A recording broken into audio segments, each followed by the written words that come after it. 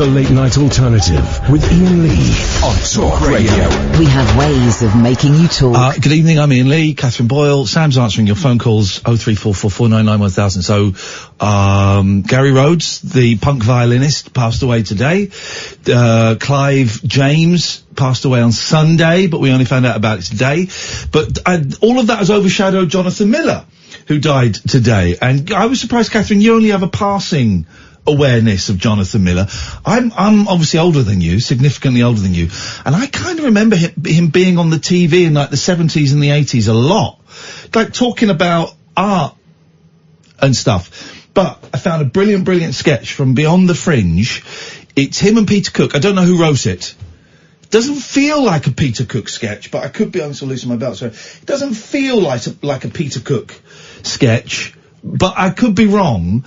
But let me play a minute of this. This is funny, man. This is funny. This is Peter Cook and Jonathan Miller. Have a listen to this.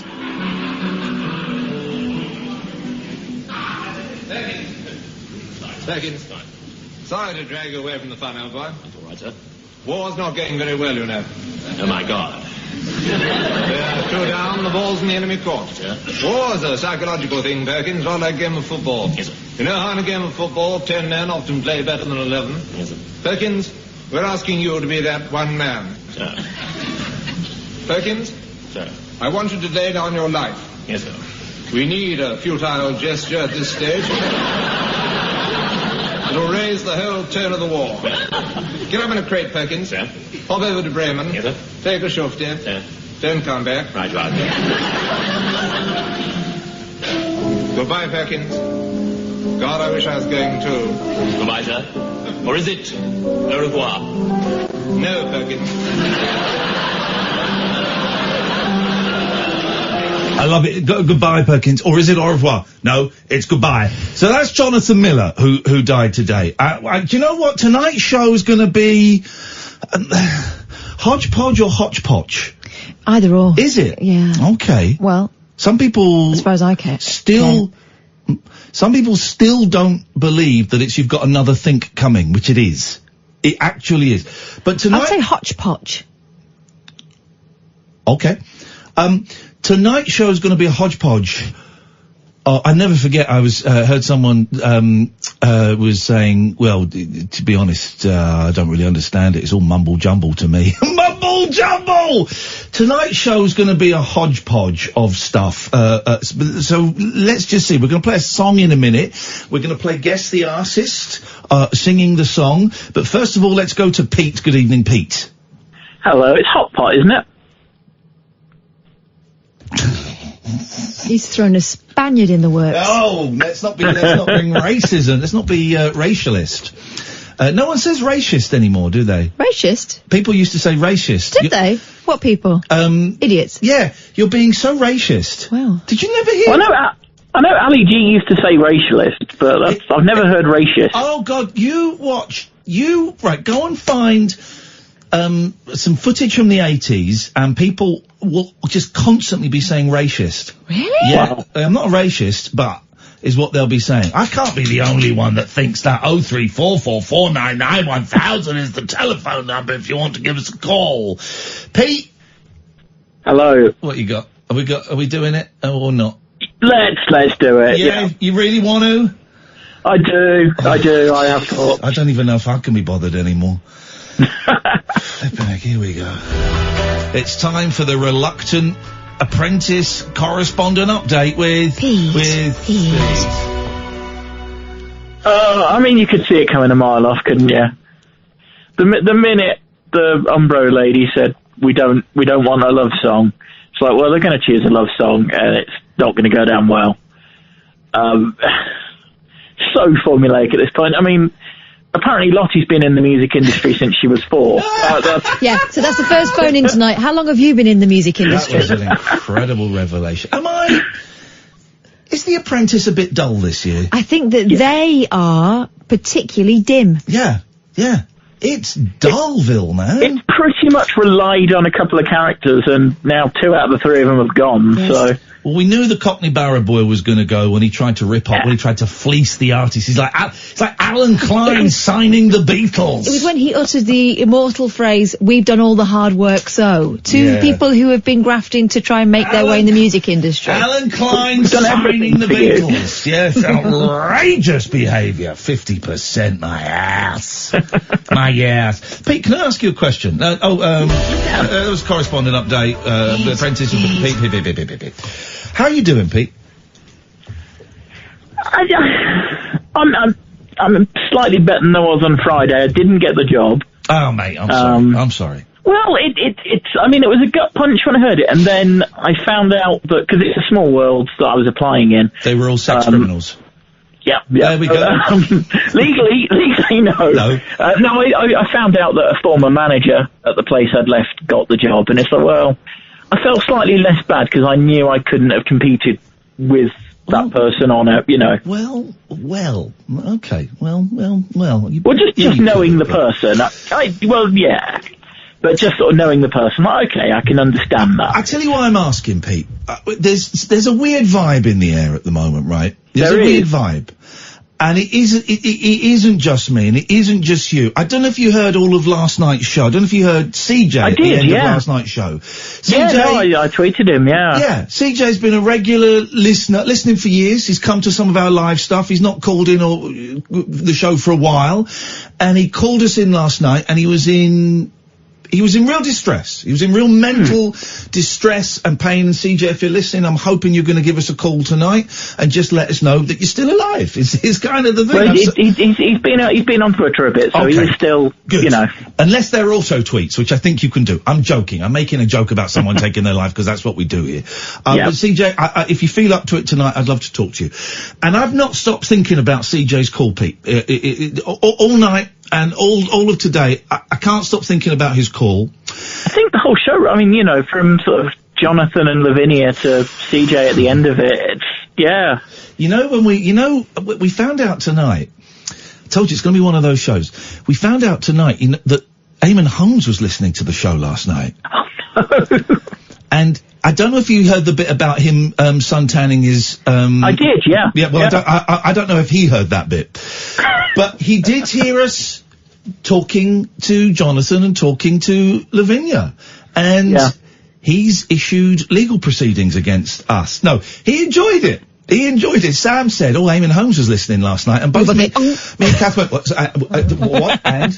Because I like Eamon. I like Eamon a lot. You were very clear to say that you liked Eamon and you didn't, you know, exactly. knew that he hadn't been. Exactly. No, he's always been very, very decent to me. You know, I like him and I want him to like me, and he enjoyed the show. But it was, if you missed it last night, man alive, it was some show. It was some show. But CJ's call has really impacted on me. And I know that you called in last week and you, were, let's say a bit down. I hope you don't find that too patronising. Yeah, no, I mean, you know, on the scale, you know, I certainly wasn't in the place CJ was, but I wasn't in a great place. Yeah. And we have a laugh on Twitter and we have a laugh when you call in, and it was a real bit of honesty, or, you know, whatever it was when you shared it. And so I've been thinking about that.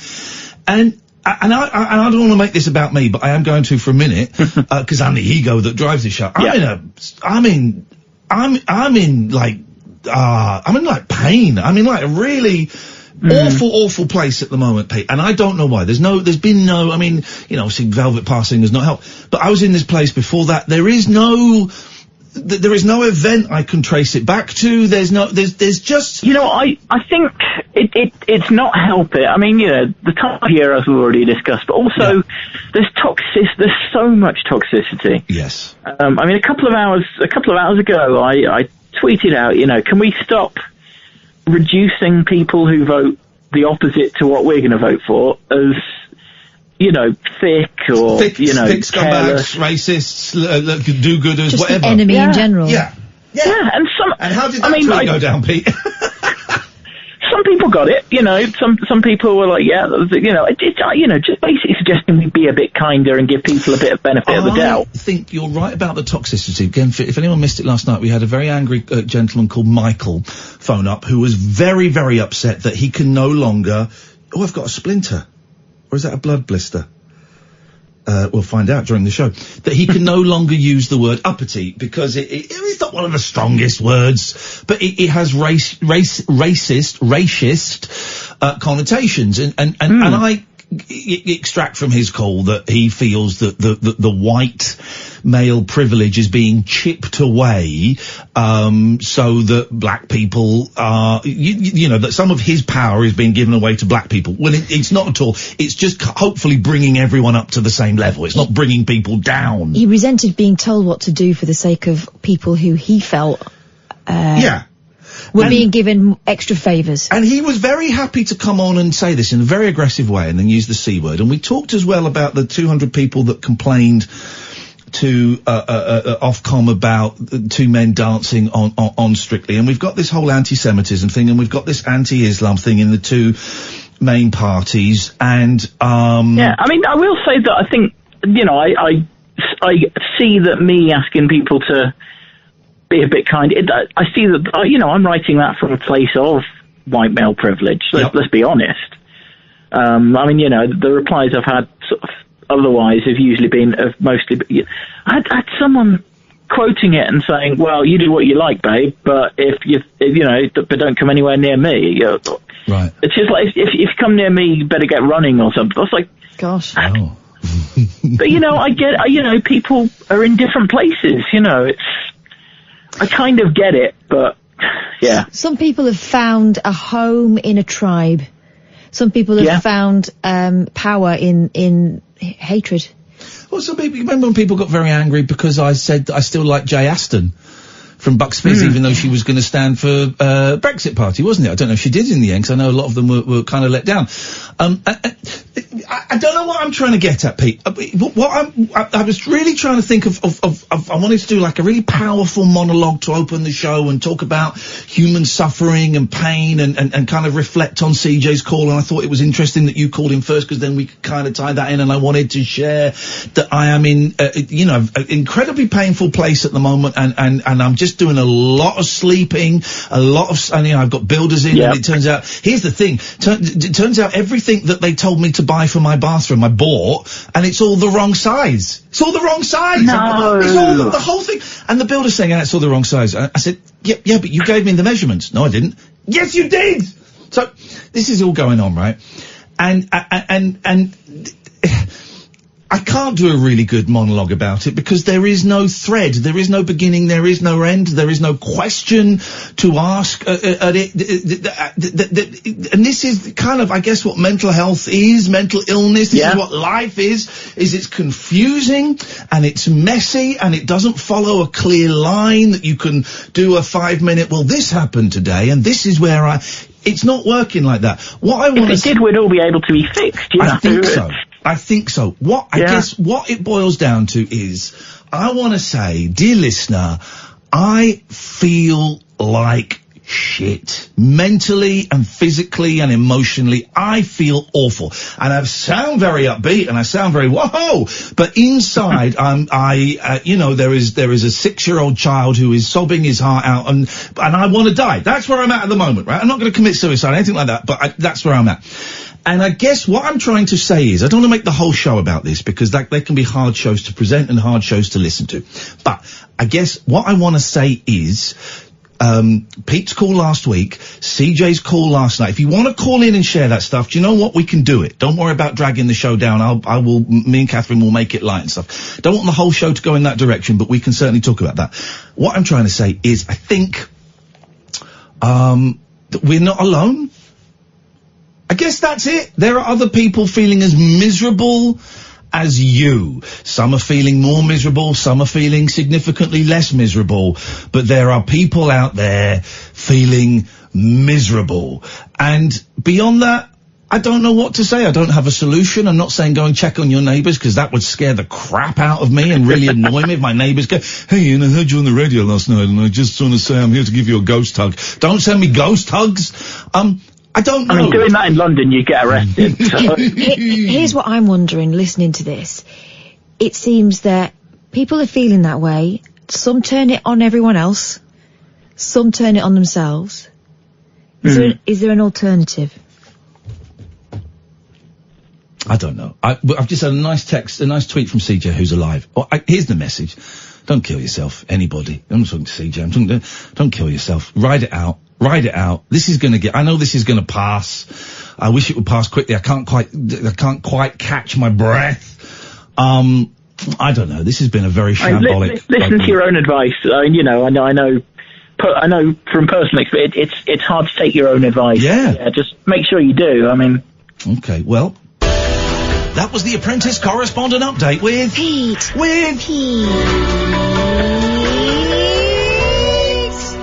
Thanks, Pete. Look forward to chatting next week. Thank you, man. What a rambling opening to a show, but sometimes life is rambling. It can't all be thank you, Pete. It can't all be condensed into a nice 5-minute summary. My head is all over the place. CJ's head will be. I don't know. Thank you for the tweet, CJ. Hang in there, brother. Yeah. Should we have a laugh tonight? Please. Shall we? Let's try. Let's try and have a laugh. We've got Mitch, Alistair, Steve. We've got the Cadster, who's going to give us the roll call of death. It's going to be a long one. This is Talk Radio! The radio show for people who know the best part of the day is the night. The Late Night Alternative with Iain Lee on Talk Radio. Right, hang on a minute. We're getting a few of the old... Right. So, Jean says... Iain, hang on a minute. I'm trying to read this. Oh, anyway, Jean's cousin is in prison listening to the show, and we got a big prison following. Thank you, Jean. I appreciate that. Derek says, Iain, are you not just fed up being fed up? Yes, I am. For crying out loud. What did you just retweet, Catherine? Oh, no, it's not related to that. Oh, okay. Oh. It's an old man sucking on a woman's boobs. Okay. No, Why did you retweet that to me? I did retweet it to you. You retweet, you said, you've got to have a look at that, you'll like it. What? It's what's the secret to a happy marriage? They're caught on the kiss cam, she sticks his head up her jumper. They're old. It's sweet, not pervy. By the way, guys, I've got to say, got new merch on the, on our website, right? New merch. These are flying off the shelves. You can buy, I've found a small number of platinum membership cards. If you want to buy... They're great. If you want to buy a platinum membership card, iainlee.com/shop/, right? It will be signed by myself and Catherine. It will be numbered. It will have your name on. It will be laminated. iainlee.com/shop/. And we've sold, they've been on sale for 5 hours. We've sold 20 already. 20. So they are said there's a limited number. It's a limited number. So really, if you want them, get them. You can also buy pins. You can also buy singles. iainlee.com/shop/ is the place to be. Great Christmas present. Sam. For all your Christmas needs. I'm just wondering, can I put my membership card on there? Because I don't want it anymore. What? So? Because I was sold a lie. What lie were you sold? Well, I got the number 150 because that was apparently going to be the last one, and then you ended up putting crap loads out. So No, this is a different edition. No, these are platinum cards. Yeah, I'm saying, but while you've not got platinum. You had gold, right? I've got the old one. Yeah. You got the classic. You got the membership card classic. It's classic. That's going to be worth something. You hold on to that. You know, that's an investment. Although Sam's would probably sell for about 30 quid. Because he's... buy back 0344 499 1000. Good evening, Mitch. Hello there, mate. You're right. I'm all right, Mitch. What you got? I don't want to go a bit too depressing tonight, but a few months ago I split up with my girlfriend. Fiance that was supposed to be getting married next year. Beyonce, did you say? Fiance. Yeah, Fiance. Excuse me. Not Beyonce. And we split up, and I kind of went into a bit of a depressed kind of mode, and I tried to end my life, and I drank a bottle of red wine and drove, and I've been banned for driving for about 17 months now. Good. Well, that's good for you and for everybody around you, as I'm sure you'll appreciate. Well done. Yeah, exactly. I've done the course, and obviously that takes, I think it's 4 months off your actual ban. I'm actually starting to feel a little bit better now. It's been 4 months since we split up. Yeah. So I was just asking for a bit of advice. I'm speaking to a girl, and she lives about an hour away from me. and I don't actually know if I admit it to her or not. Yeah. And I've never met her before. Well, you don't know if you admit that you've been banned for drink driving? Yeah, I don't know whether to admit it or not. Admit it. Admit it. Why would you not? Why would you not? What basis is that for a relationship? What basis would that be for a relationship if there was a very big, let's not say a lie, but a very big thing that was hidden? Yeah. Here's the thing, right? Yeah. You've told me I don't like drink drivers. I don't like drink driving, right? Yeah.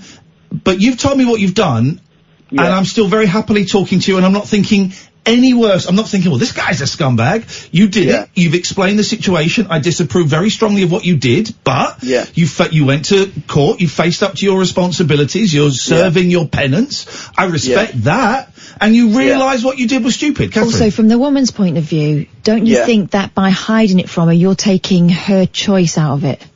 Yeah. And also, having come out of a relationship and it be painful, why would you put yourself in a position where potentially you could start out on what is kind of a lie and be found out and be broken up with again once you've got feelings for her? She'll find out at some point. And it might not be for 5 years. But then she goes, what, you got done for drink driving and you didn't tell me? Yeah. But also, it's a really important part of knowing you. Yeah. That you'd be depriving her of. It's a really hard year because, obviously we were together 4.5 years and we're supposed to be getting married next year, and that's obviously been cancelled. So you've also got cancellation fees for the wedding. Also, I was taxi driving at the time, and obviously I lost my job. Yeah. We had a mortgage together, so I've got to sort that out. And also I sing as well, so I do quite a few gigs. So that's been hard to get to, like my gigs. So I've been having to ask like my dad to put the gear in the car and like my friends to help me as well. So but luckily I've just got a job. So great. Tell her the truth. Why don't you phone her up now? Yeah, I could do. Why don't you phone her up now and say, I've got something to say, and, you might never want to talk to me again, and that's cool, but I want to be really honest with you, and this is really tough because I'm really ashamed of what I did, but, da-da-da-da-da. Well, and also say, I'm telling you this because I respect you, and I think that this is something you need to know. Yeah. And it's your right to know. Yeah. You will feel a whole lot better. Be honest, isn't it? Yeah, and you don't have to carry that dread around that you're going to get found out. Yeah. And then it's not really about what you did then, it's about the lying. Yeah, exactly. Yeah. Iain, I actually messaged you a few months ago. I wanted to sing at one of your shows, but you said that the singer let you down last time. We're never having a singer opening up for us again because we had a singer booked and then she didn't turn up. And she didn't turn up because, what was her excuse? She had made an excuse and then we checked her Twitter timeline and she was pissed at a football match. Alright. So, no, Mitch, never! Do you not like Michael Bublé? I love a bit of boobs. I love boobs. You want me to sing a bit of Bublé for you? Now, go on. Go on. Birds flying high, you know how I feel. Is he doing a voice? A sun in the sky, you know how I feel. Breeze just drifting on by, you know how I feel. It's a new dawn. Sing it. It's a new day. Mitch. Mitch, hello? I know what you do. What? Phone up your girlfriend and go, I was caught drink driving. They took my license away. Because how can she split up with you when you're singing like the boobs? Yeah, I had a bit of a flutter. You've got to do it, Mitch. I've never met her before, so it's just like, we're just talking. We've been talking on the phone and stuff, so it's just like, I don't know. Look, let me do a joke for the kids. What is she, an operator? That would mean anything to anybody under the age of 35. Mitch, you got this, brother. Honesty is the way forward. Thank you very much indeed. Emily Jane, irregular contributor to the show. Irregular. Extraordinary, I prefer. Well, she's only called in like twice. Her sister's done a song. Now, we met her sister. Her sister's Kimmy Schmidt. No. Not the real one. I can't remember her sister's name. Her sister's done a song. And it's about Dungeons and Dragons, and it's raising money for Mind. Okay, we like Mind. Okay, right. So we're going to listen to a bit of it. Not playing all of it. What do you think? We're crazy? Think we're saps or something? But we're going to play a bit of it, and if you like it, I'll give a few quid. If you don't like it, well, you can all pelt Emily Jane with rotten vegetables on Twitter. Here, let's have a little bit of this. Let's see what we get. Yep. No, Mum. I won't forget the title. Are there going to be swears in this? It's quite a quiet one, actually. I've got a bit more D&D planning to do, and then I'll be off to bed. All right, I'll see you tomorrow. Here we go. Love you too. Bye.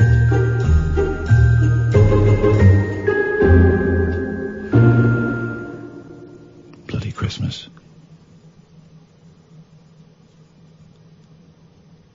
Sometimes it can be hard to be yourself.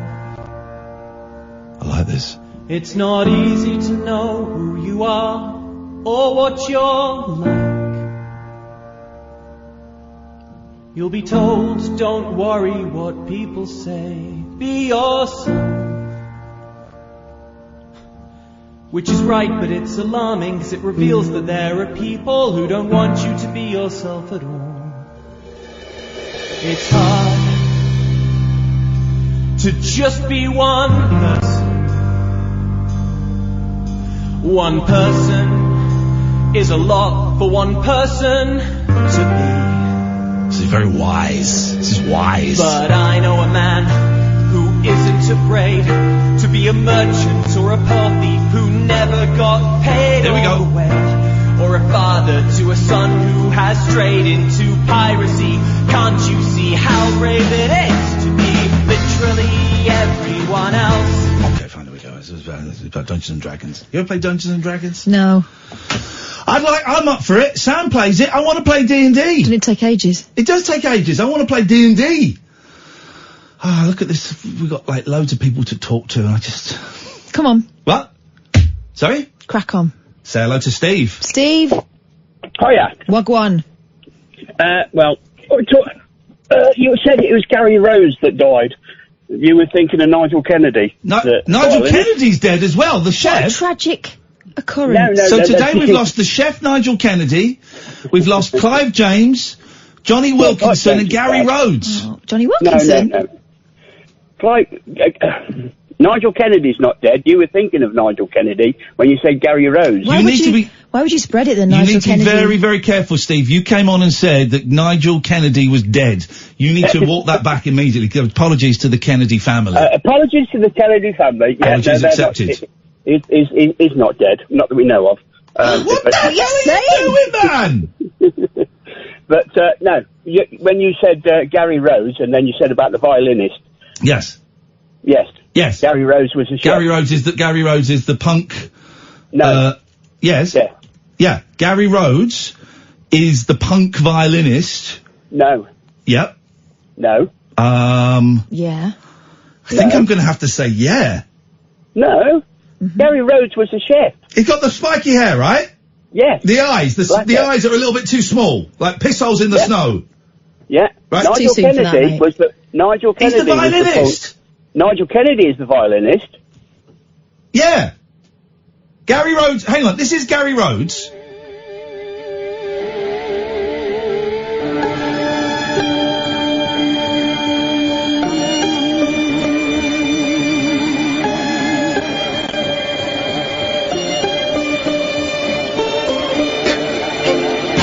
So that's Gary Rhodes. Well, Gary Rhodes was a chef.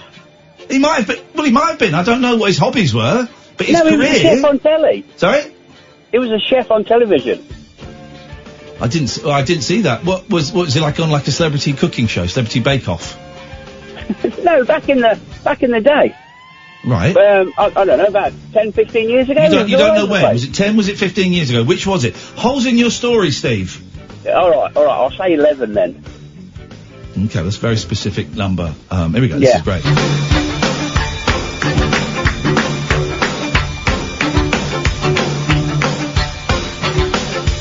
Okay, Steve, well, thanks for letting us know that Nigel Kennedy, the chef, is not dead. That's something. That's something, I suppose. 0344 499 1000 is the telephone number. Pick a number, any number, Catherine. 3. Apart from 3. 4. 4. Okie dokie. Hello, Alistair. Good evening. Good evening. Okay. Okay, so I very much agreed with your opening comments about the toxicity and everything that's going on at the moment. And what I wondered, would you mind if I read out a lyric, a song lyric? Are you going to make it sound like a poem? Yeah? Well, I don't do... Here's the thing. I don't allow poetry on the radio. This is a very... We are at a very... we're at a crossroads here, Catherine. Is a lyric a poem or is it not? It is for me. What song is it? Signal to Noise. I'm not going to read out the whole thing, just a bit of it. Signal to Noise by Peter Gabriel. Oh, God, no. Oh, I don't want to... No. Go on. Come on, let's be kind. Okay, go on then. Okay, so I'll just choose a portion of this. Jesus, I thought... Oh, my phone's gone dead. Right, here we go. And in this place, can you reassure me with a touch, a smile, while the cradle's burning? All the while the world is turning to noise. Oh, the more that it's surrounding us, the more that it destroys. Turn up the signal, wipe out the noise. I don't know what that means. I don't get it. I don't get it. To me, all the sort of hate that's going on, hate crime, and all the different things from different people and politicians and other sorts of people, they're all shouting, making a lot of noise, and not listening, basically. So all the while, the world is turning to noise. Okay.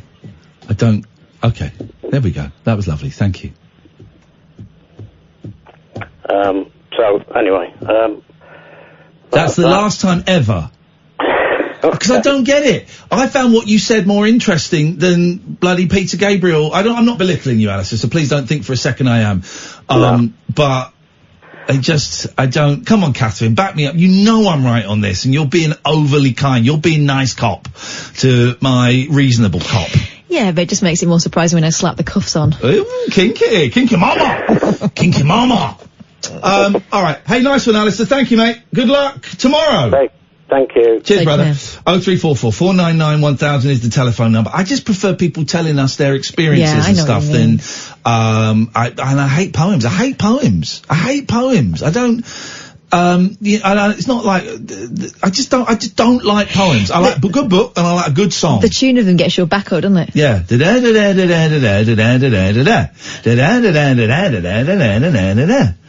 I don't feel we've really taken off yet. Let's go into Anthony. Hi. Hey. How you doing? What have you got for us? Well, I mean, I was feeling quite happy and I wanted to come and spread a bit of light, but do it. Probably feel a bit worse now because of that lyric. Well, yeah. You're not a prog rock fan. I kind of sunk into my sofa. Now I feel depressed and feel like my life is a pile of... Am I allowed to say? No, I won't. But I'm even more depressed now because the polls have just come out and said that Boris Johnson is on course to win, which is... well, that's the poll. Here's the thing, though. That's the poll now. Who knows what the poll will be tomorrow? And also, don't forget as well, the last two general elections, the polls have been way off. I can't believe people are even quoting polls anymore. I thought that we'd all accepted after the last two general elections that polling is like that's like old magic. That's old tech. It doesn't work anymore. People don't... That doesn't work. Well, apparently this poll has got some legitimacy because it guessed that... They're all going to say that, Anthony. Yeah, well, to be honest, I don't believe them because I don't know anybody in my network, and it's quite an extensive one, that has ever even been spoken to by these people who claim to run these polls of random people scattered around the UK. So I don't actually know anyone who's ever done a poll. So, yeah, I think we can put that in the BS bin. Put it in the BS... You've got a bin for BS? Oh, I bet Of that's course, a you've got stinky bin. to have a bin for BS. You know, it's all about decluttering, and that's why so many people are feeling down because they don't declutter. So you've got to have a BS bin. Have a BS. Put it in the BS bin, Anthony. Put it in the BS bin, man. Polls don't mean nothing, and also it could swing the other way. It better we won't swing know the other until way. December the 13th. It needs to swing the other way. Any other way but that way. Which way do you swing, Anthony? Politically? No, I meant personally. Wink, wink, nudge, nudge. Oh no. I'll try anything once. Beautiful. This is my kind of guy. 20 quid is 20 quid. Yeah, Anthony, you sell yourself so short. Oh no, well we're living in desperate times. I like to be accessible to all. There you go, Anthony. That is wonderful to know. How can I make your life better? How can I make your life better? It sounds like you need my services more than I need yours, based on your opening declaration. Well, I don't know how you can make my life better. I mean, you're making me chuckle now, and you sound like a nice guy, so that's helpful. Yeah, I mean, in all seriousness, the reason why I called, this is the first time I've actually tuned into your show. Oh. Normally I go for things that are a bit more political savvy, you know, on the other. But you're bored of Tom Snorbrick. Do you know what? I come to the realization this week that there is just so much negativity out there. Yes. And I'm a firm believer in, you know, the things that we consume really have a much deeper effect on us than we probably care to realize. And I just had a kind of whole week where I've been politically engaged on Twitter, on TV, on social media, and I just said, you know what, I actually need to switch off from all this BS. And put it in the BS bin. Yeah, and then someone said, oh, have you listened to talk radio? And I've only actually called in once before on a serious political debate. I said, okay, I'm going to give it a go tonight. I can barely remember you from the 11 o'clock show, and you seemed quite entertaining back then. So I had a lot of hope on tonight's show on what I'm going to experience in speaking to yourself. Oh, have we let you down? No, not at all. No, not at all. Well, I mean, we're only 3 minutes into the conversation. Well, so, but in terms of the whole, have you been listening since 10 o'clock? Yeah. And has that, you remember me from the 11 o'clock show 20 years ago? You don't sound old enough. But how old are you, 41? Girl, let's not. You're older than that? No, I'm not older than that. I said I can barely remember you. I can remember my mum telling me to get up the stairs when the 11 o'clock show came on. So what, you're like 36? No, I'm like 29. Shut the front door! Yeah. You're not 29. Yes, I am.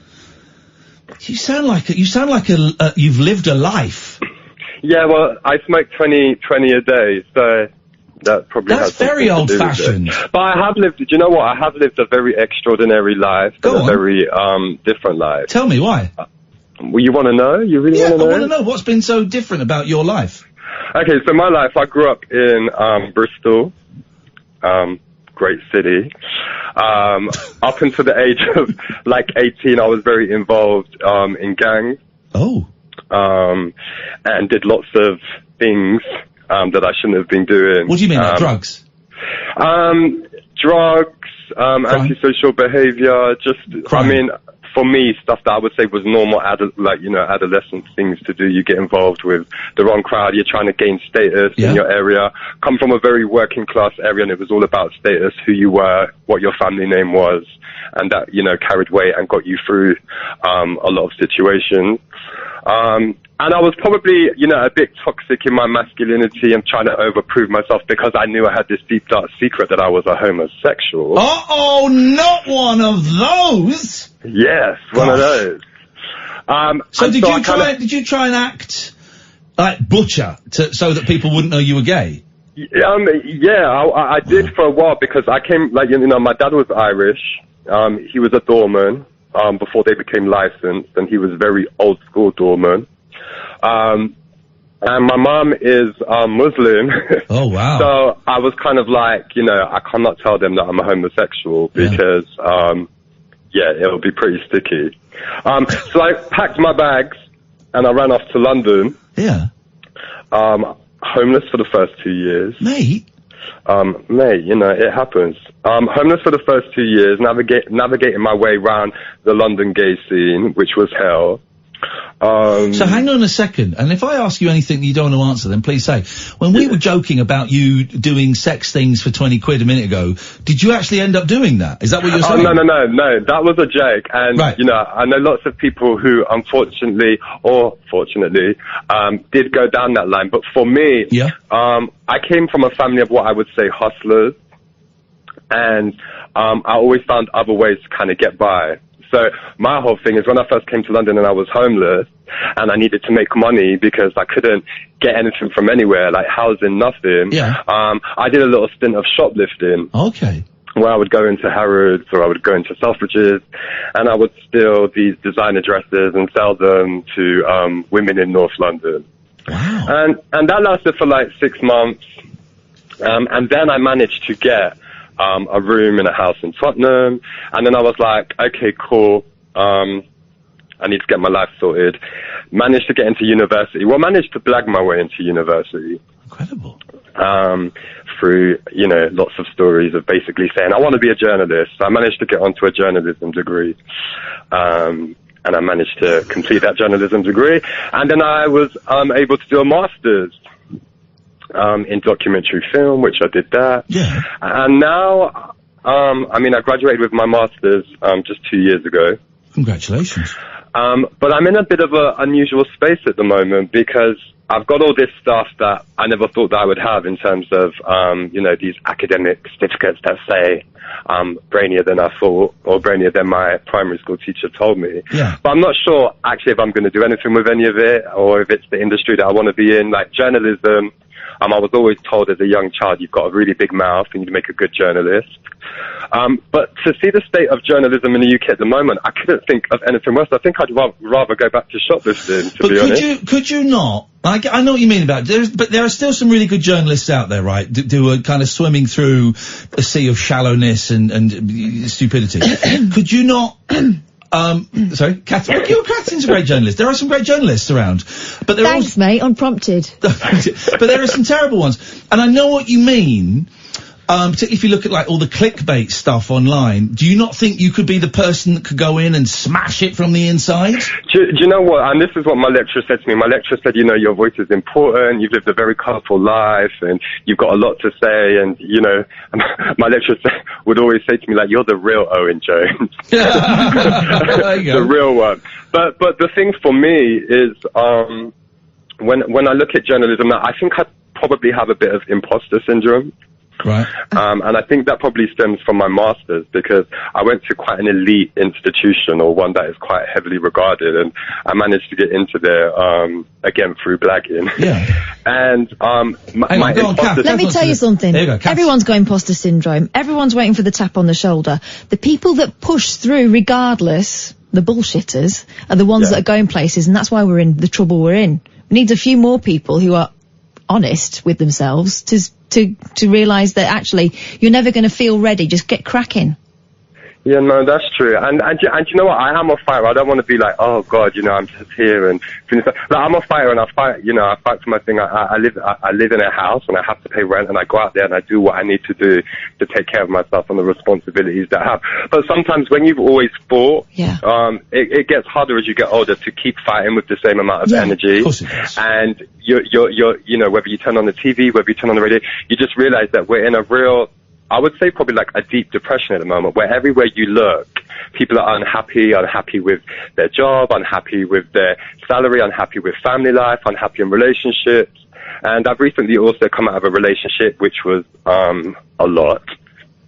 So yeah, so I'm just in a very reflective mood, I think, at the moment, of just looking back at my life and kind of, and just kind of seeing, you know, where I'm going to end up next. But I know it'll be something cool and another great story to tell. And can I sow a little seed, because I'm hearing someone that, like your lecturer says, we need to hear more of people who've lived proper lives, right? Listen to this. I like Anthony a lot. You don't have to. You might have blagged your way in. Everyone blags their way in somehow. It's called interview technique. You did it. You got there on merit. If you hadn't have done it, they'd have slammed the door just as fast, if not faster, right? But I find that people from working class background, I was the first person in my family to go to university. Yeah. You have to kind of get over this thing of, well, I'm really lucky to have got here. Bullshit. It was great that you got there, and you had to prove yourself to get there, and don't relinquish that. Some people have it easy. Some people think that they're entitled to be there, and that's a problem. If everyone's that way, that's a problem. I want to hear more voices like yours. So whatever you do, I'm hoping that there's some element of journalism or documentary making in it, because I think you've got a really interesting voice, and I'd love to hear more from you. Oh no, it's coming. You know, like I said, like I'm in a bit of a reflective space at the moment where I'm kind of, you know, probably a bit of doubts are coming in about where I'm heading. But you know, I've done some really great things, and I've had some good opportunities, and you know, I feel like my authenticity, if you want to call it that, has opened a lot of doors for me, and I'm very grateful. And like my whole thing now is letting other young boys, you know, who were like me 10 years ago, or however long ago, growing up in a working class council estate, letting them know that, you know, the opportunities are out there, and you do have to kind of kick in the doors. You don't knock and wait for it to be open. You must have heard that phrase, you can't be it if you can't see it. Right, exactly. So yeah, I'm about it, but we need to end on a positive note, and I think that's like a good positive note. Actually, Iain, I've really enjoyed talking to you. Listen, thank you for sharing all of that. And you said you wanted to help me. You helped me. You've really kept me entertained and interested for the last 10 minutes, which is very special. Stick with our show, right? The show that Catherine and I do, we try, unless it's like a massive story that we have to do, we try and avoid Brexit. We try and avoid politics. We call it the late night alternative because it's a place where generally it's very funny, very silly show. But then sometimes it gets a little bit heavy, and it's driven by whatever mental state I'm going through, and you fitted in perfectly, man, and we'd love to talk to you again at some point. I'll be back, man. Thanks. It's been, I'm glad that I've broken my virginity. You guys have done a great job. I'll send you 20 quid tomorrow. I'll owe it to you.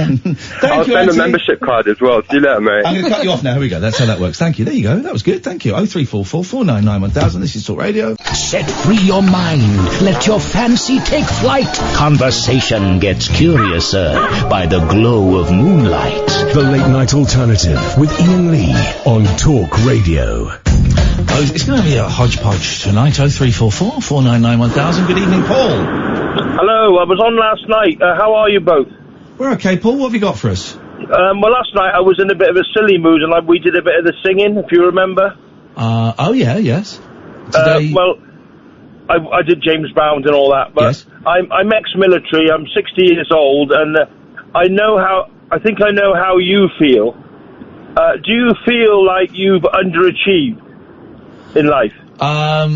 That is one of an almost infinite number of feelings I struggle with, yes. Yeah. I mean, I've got post-traumatic stress disorder from 25 years in the military. Yeah? And, I mean, I was no hero or anything like that. I just did my job, but there's times where I feel really down, or like last night, a bit like you, want to be the showman, want to be the playmaker. But there is help out there, as you know. You always say about going to see the doctor. I went to see the doctor, and I was put on cilatropan. But is there much? Because is there much help for ex-servicemen and women? Because I thought that it was. We hear that it's a bit of a. You kind of, once you leave the army, that's it. You're on your own.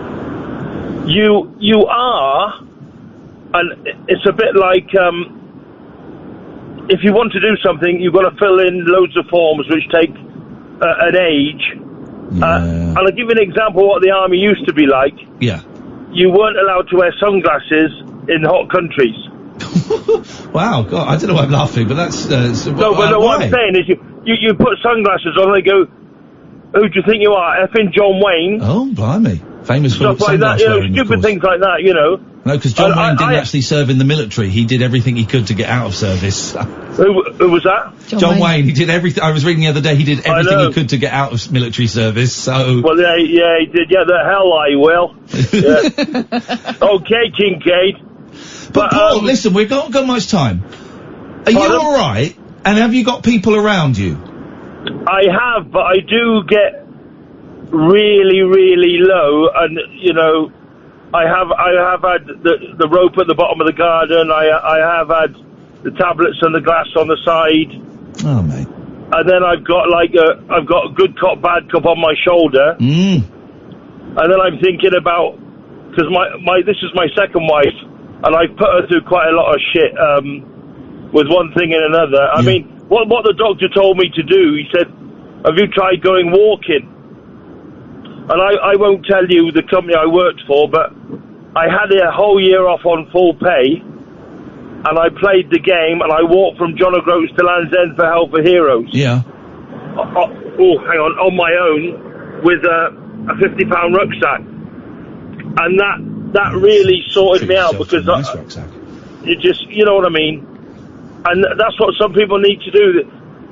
Do you think you've got what they used to call manic depression was now called bipolar? I don't think it's that. I don't get very often. I don't get the extreme highs. I get the extreme highs occasionally, but not as extreme as people that have bipolar. I tend to be like all right or miserable. That's it. Those are my two settings. Yeah, I'm like that. I know it'll be all right because it's been all right in the past, but at this precise moment, I'm in a bit of I'm in a very dark place. There's no middle ground. That's the same as me. But what I found is, you probably don't want to talk to your friends about it, but really, that's what people should do. Yeah, that's helpful. You've got you might have I've got an inner circle and an outer circle. Oh. And in the inner circle, there's about 3 people. Yeah. Now, they'd be horrified if I hadn't called them and I did something stupid. Of course they would. So I always say to people, your inner circle, you must have, if you've got 3 people, and you could be one of them for some of the radio people who, I'm not being horrible, but haven't got a lot of friends, you know what I mean? Yeah, it's scum. It's scumbags. So they use you and your output to do it. Paul, listen, we've got 20 seconds left. Can we end on some James Brown? No, what we can do is we could do the pub singer, Quando, Quando, Quando. Tell me when I will be mine. Tell me Quando, Quando, Quando. It's all radio. The Late Night Alternative with Iain Lee on Talk Radio. We have ways of making you talk.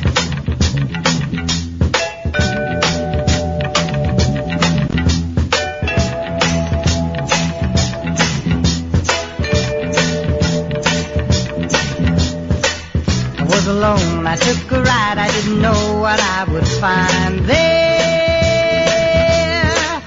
Another road where maybe I could find another kind of mind there. Ooh, then I suddenly see you. Ooh, did I tell you I need you every single day of my life?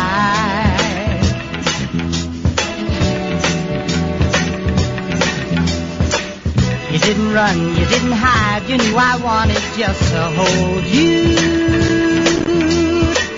And had you gone, you knew in time we'd meet again, or I'd have told you. Ooh, you were meant to be near me, ooh, and I want you to hear me say we'll be together every day. Gotta get you into my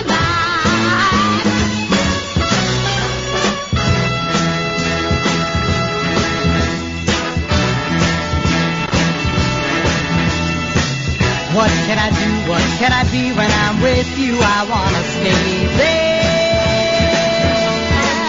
If I am true, I'll never leave, and if I do, I know the way there. Ooh, then I suddenly see you. Ooh, did I tell you I need you every single day of my life?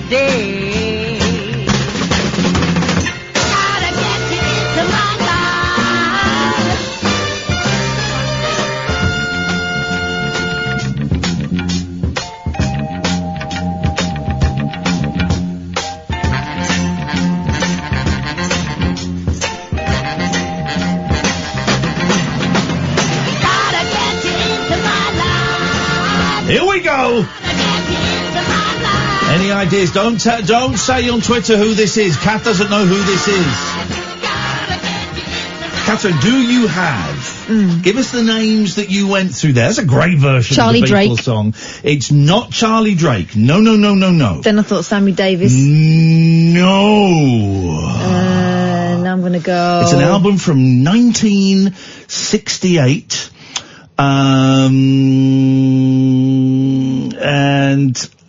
It's not. No, it's not Fats Domino. It's not Fats Domino. Let's have another track. Here we go. This is great.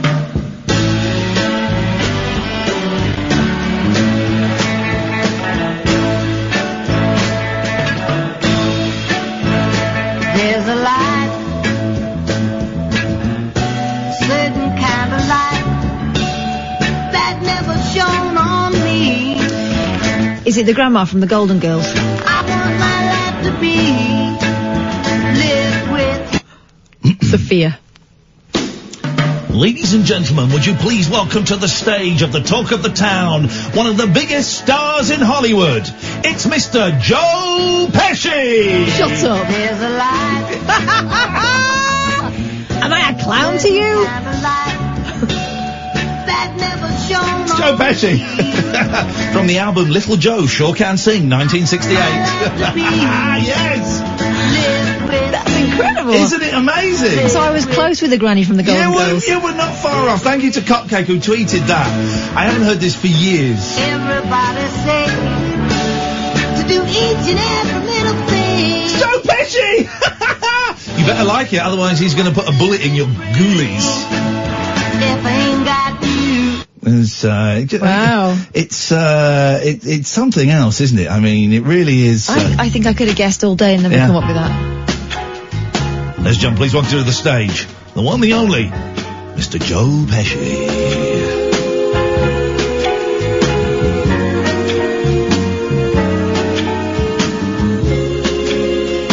Is that who I think it is? There you go. Yes, it's Joe Pesci. It's Joe Pesci, ladies and gentlemen. Good evening, Cads. Evening, boss. Oh, geez. Okay, let's do the VIP roll call of death. We know we've done it. Turkey Steve. What? Turkey Steve. Turkey Steve? No, Steve stole my thunder. Well, no. No, the news stole your thunder. We all knew that those 3 people have died today. I only knew 2. Well, then we've told you. It means you're not up to snuff. Sniff? Sniff. Well, I found out about Gary Rhodes this morning. Okay. And I found out about Clive James this afternoon. Okay. Kath, when did you find out about Gary Rhodes? This morning. And when did you find out about Clive James? Yeah, this afternoon. Yeah, tallies. Yeah, because Clive James introduced me to endurance. What, the concept or the TV show? The TV show. Yeah. He didn't. Alan, I've got a great new TV series I found from Japan. I'd love to show it to you. I mean, he introduced all of us to endurance. Yeah. Why would somebody give physical pain to the world? I do not understand it. No, I did not understand that either. Alan, it's all right. Everyone thought he died about 6 months ago. He's not been well. His death was announced 6 months ago, wasn't it? And he came out and went, whoa, I'm ill, but I ain't dead yet. Reports of my death have been vastly exaggerated. That's Mark Twain. Yeah, but I think he might have said that. Well, no, but Mark Twain said it. But he might have said that. Well, okay, he quoted Mark Twain. Yeah. Yeah. Well, I've quoted, you just quoted Mark Twain. Why? Well, because there's you're saying, you're attributing that to... No, I'm not. I'm just saying that he used that and it was appropriate. Mark Twain was obsessed with cats. Yeah. Well, that was T.S. Eliot. One of the two. Anything joyful, Alan? Well, I'm going to miss RuPaul's Drag Race, so it's not finished now. What are you banging on about? RuPaul's Drag Race UK. Yeah, what about it? Finished last week. Yeah. Well, just go and put on a pair of your mum's knickers. And also... And look in the mirror. I've got to wait till next year for a new series. Yeah, that's how TV works. Why don't you catch up on the old ones? I bet you've not seen all of those. I've been watching every Thursday, Kath, before I'd call up. Okay. But I mean the old ones, like the American ones, which are, I'm going to say it, better. There's about 20 seasons of it. What? So you say I should go on Netflix? Okay, well, yeah, whatever. Have you got Netflix? Yeah, I've got Netflix on my Fire Stick. Get on it then. Then on your what? On my Amazon Fire Stick. Okay. Well, go and put on a pair of your mum's knickers. Watch Netflix. There's like 20 seasons of it, man. And you're like, I'm gonna say it. There's more tuggability to the American ones than the British ones. Well, we've only had one series of the British one. Yes. Okay. Thanks for your call, Alan. I mean, it's sometimes it's like, good evening, Susan. Hello, Ian. Yes, can you speak so that you're not muffled, or put the phone down? One of the two. Oh, good evening, Ian. Is that better? In as much as I can hear you. Right. Okay. You said that you have been feeling tired and you slept. I don't want you to give me advice. No, I'm not giving you advice. Or not giving you advice at all. Okay. No. I'm just going to say that it was the right thing. It was the right thing to do to sleep if you felt tired. Okay. Okay. Thanks. And also, I wonder if, because I had this a few months ago, and I took a supplement of iron and vitamin B. Okay. It's not that, Susan. But thanks for your call. Okay. Thank you very much indeed. Back to medical school for you. It's a deficiency of vitamin B. That's why I want to kill myself. It's vitamin B. I'm vitamin B deficient. 0344. He did another album, Joe Pesci. Joe Pesci album. Well, I've just seen Joe Pesci rap pop up. Oh, what? He did, now,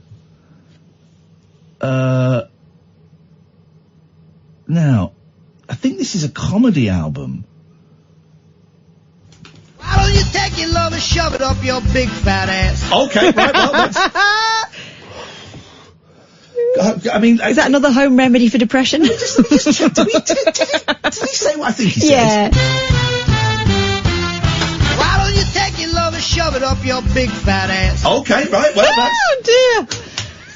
I mean, don't mince your words. Hang on a minute. Joe Pesci's recorded a song called Yo Cousin Vinny. Wow.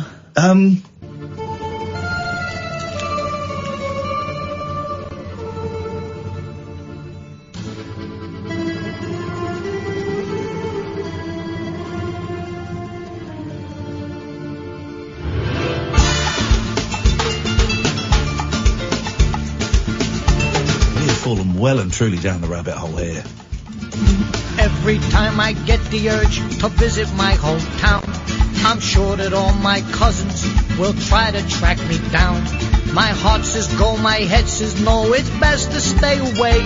But if I appear, I'm sure to hear all those jerk-offs say, hey, cousin Billy, oh, your God. cousin Billy, this is awful. is there anything that you could do for me? Hey, cousin Billy, your cousin Billy, it ain't that long, you must remember. Okay, I thought this was about to go to swear word there. But let's go back to the... Why don't you take your love and shove it up your big fat ass? There we go. Okay.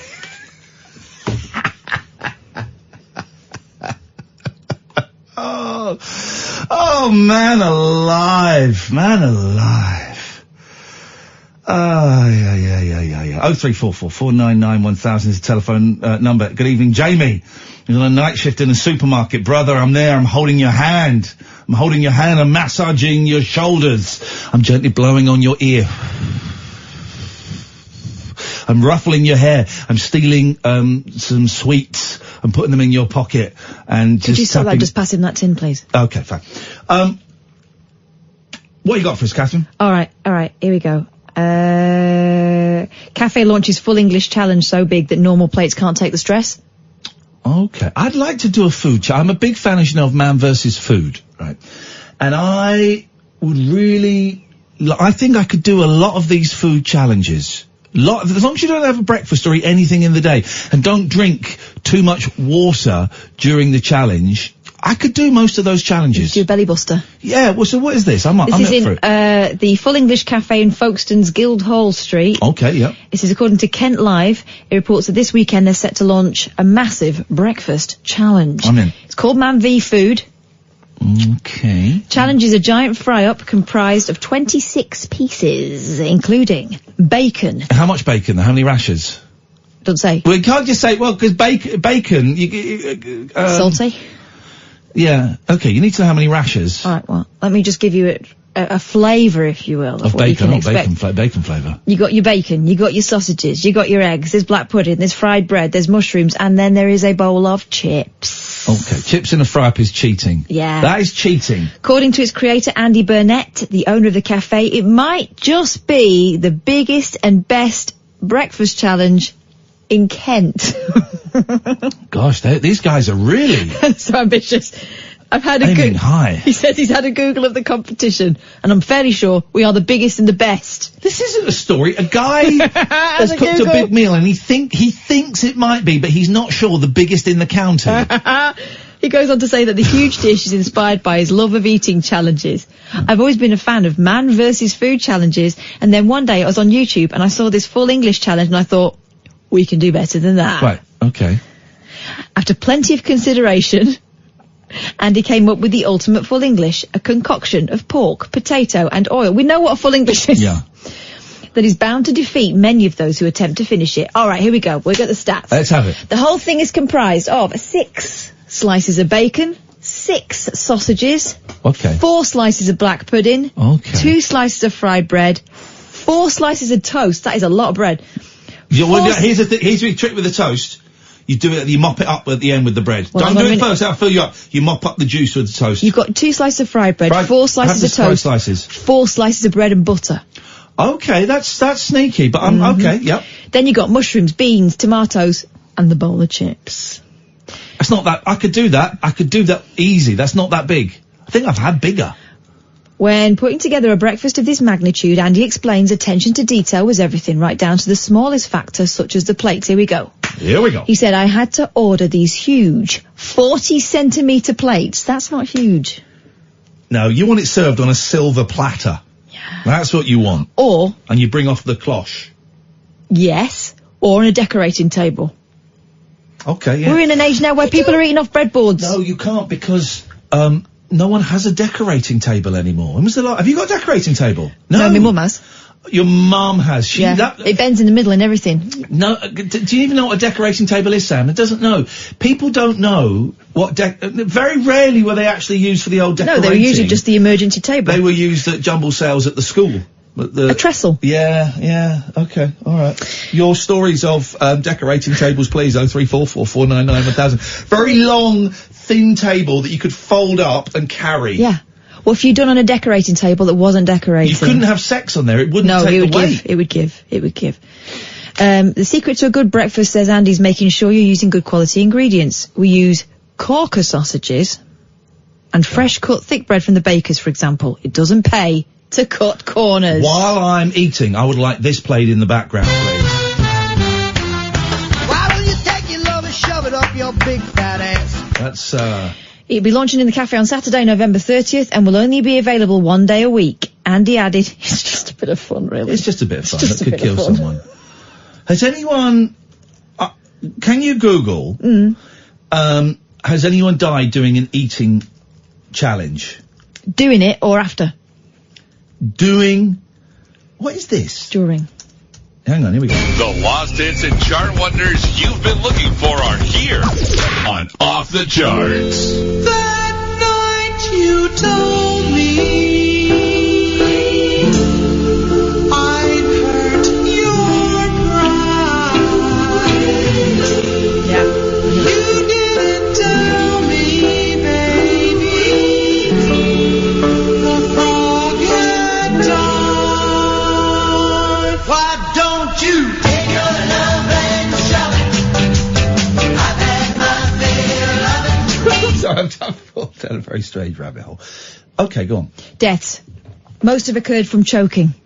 On October 2012, a 32-year-old man died while competitively eating live roaches and worms. An autopsy revealed he choked to death. July the 4th, 2014, 47-year-old competitive eater choked to death during a hot dog eating contest. Okay. Sacred Heart University event, April the 2nd, 2017. A 20-year-old female student died as a result of a pancake eating contest. She died of choking. Choking. 2017, water drinking competition, water intoxication. Oh, you can drown if you drink too much. Yeah. On August the 13th, 2019. Water drinking competition. That sounds very irresponsible. So dangerous. 14. I would cheat. I would before Make it I went vodka. No. I would put a little pinprick in my belly button. Just push a pin in, keep it in there. It's going to hurt. But then once you start drinking, just pull the pin out. Because it comes straight out. Little stream that hardly anyone would notice. That's what I would do. That would be my tip. Last one, August 13th, 2019, 41-year-old man choked to death after competing in an amateur taco eating competition at Fresno Grizzlies baseball game. I would always, if you're going to enter a taco eating competition, make it a professional one. Don't do it in the, don't go for the amateurs. No. It's not safe. It's just not safe. Eat responsibly, everyone. Right, I've gone, that guy Jamie that I was caressing in the supermarket, he can take a hike. He said, incidentally, I'm putting out pet food. The worst thing, cats are so fussy. Get lost, you loser. Scumbag. Absolutely, you're a scumbag. People like you are scumbags, and you deserve everything you get. I hope you're miserable in your job, but you're miserable in life. Screw you, loser. They are a bit fussy. They are very fussy, but he has no right. We can say that, you can't. You'd have no right to say that. We are cat people, okay? You were being very rude there. I'm scratched to pieces with George and Patty, because I've got to give them tablets. George has got cat flu now, so I'm giving them tablets, and they scratch me to pieces, the little... I'm trying to help them, and by giving them these massive tablets. And they scratch me to pieces. Then they're fine. As soon as they swallow the tablet, they're fine. They're like, okay, yeah, and? All's forgiven. All is forgiven, but it's hard, it's hard work. I don't really feel the shows... Did we do the quarter past break? We didn't. Jeez. Let's do it. Let's do it, and then let's come back and let's reset the stall. Let's move some of the things around. This is Talk Radio. After hours amusement for anarchists, air hostesses and jet-lagged Antipodeans. G'day, coppers. Can I crash on your floor? The Late Night Alternative with Iain Lee on Talk Radio. Okay, here's something that was sent in to me. This is in The Guardian. Mouthful by mouthful, the 2019 Bad Sex Award in quotes. Extravagant metaphors are indecently exposed in the shortlist for the Literary Review's annual Booby Prize for sexual scenes in fiction. So this is, these are books that people have written, and they've written bad examples of sex in there. Let's get some, it's love-making music. Here we go. Let's have some, here we go. So let's read some of these out. Oh. This is The River Capture by Mary Costello. This is an excerpt from it. Some of these are quite... I've not read these, so this might be quite raunchy. He clung to her, crying, and then made love to her, and went far inside her, and she begged him to go deeper. And, no longer afraid of injuring her, he went deep in mind and body. Huh? Among crowded organ cavities... Oh, my God. Past the contours of her lungs and liver, and shimmying past her heart, he felt her perfection. I've not had my perfection felt for a long time. This is a bit longer. This is from the Office of Gardens and Ponds by Didier Decorn. The earthy taste surprised her. When he was alive, oh God, when it swelled inside Miyuki's mouth, Katsuro's penis had tasted of raw fish, of warm young bamboo shoots, and of and of fresh almonds when she finally released its juices. Now it was insipid and muddy to her tongue, like the pools of the temples when the Office of Gardens and Ponds had drained them for cleaning. Miyuki had loved this man. Not that he was a very good lover, but what did she know? After all, since she had experienced no one but him.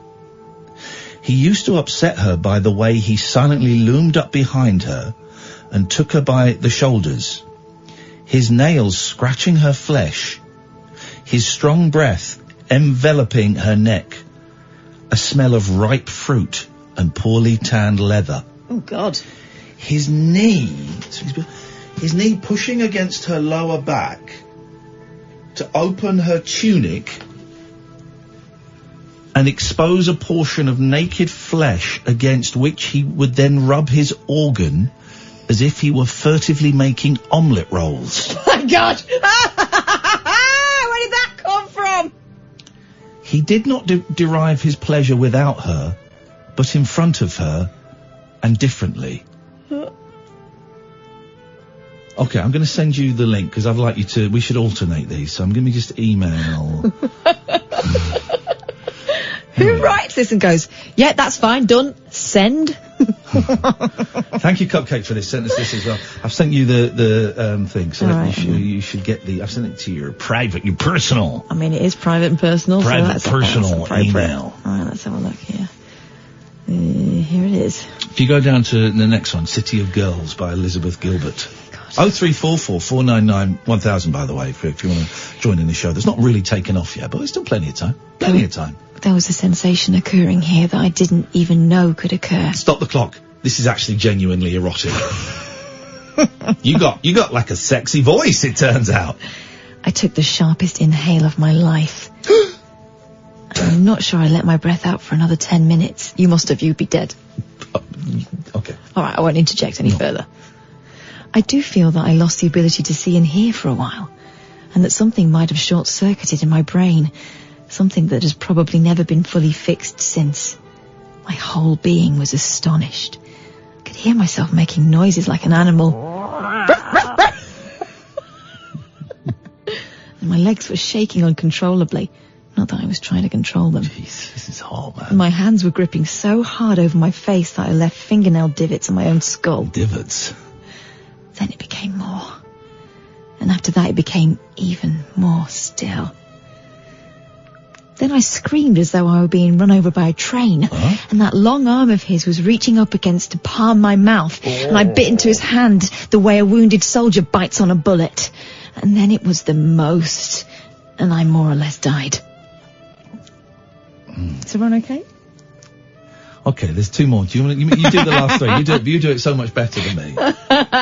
These are have all won awards for being bad descriptions of sex in novels in 2019. I think that's a little harsh. But Pax by John Harvey. Here we go.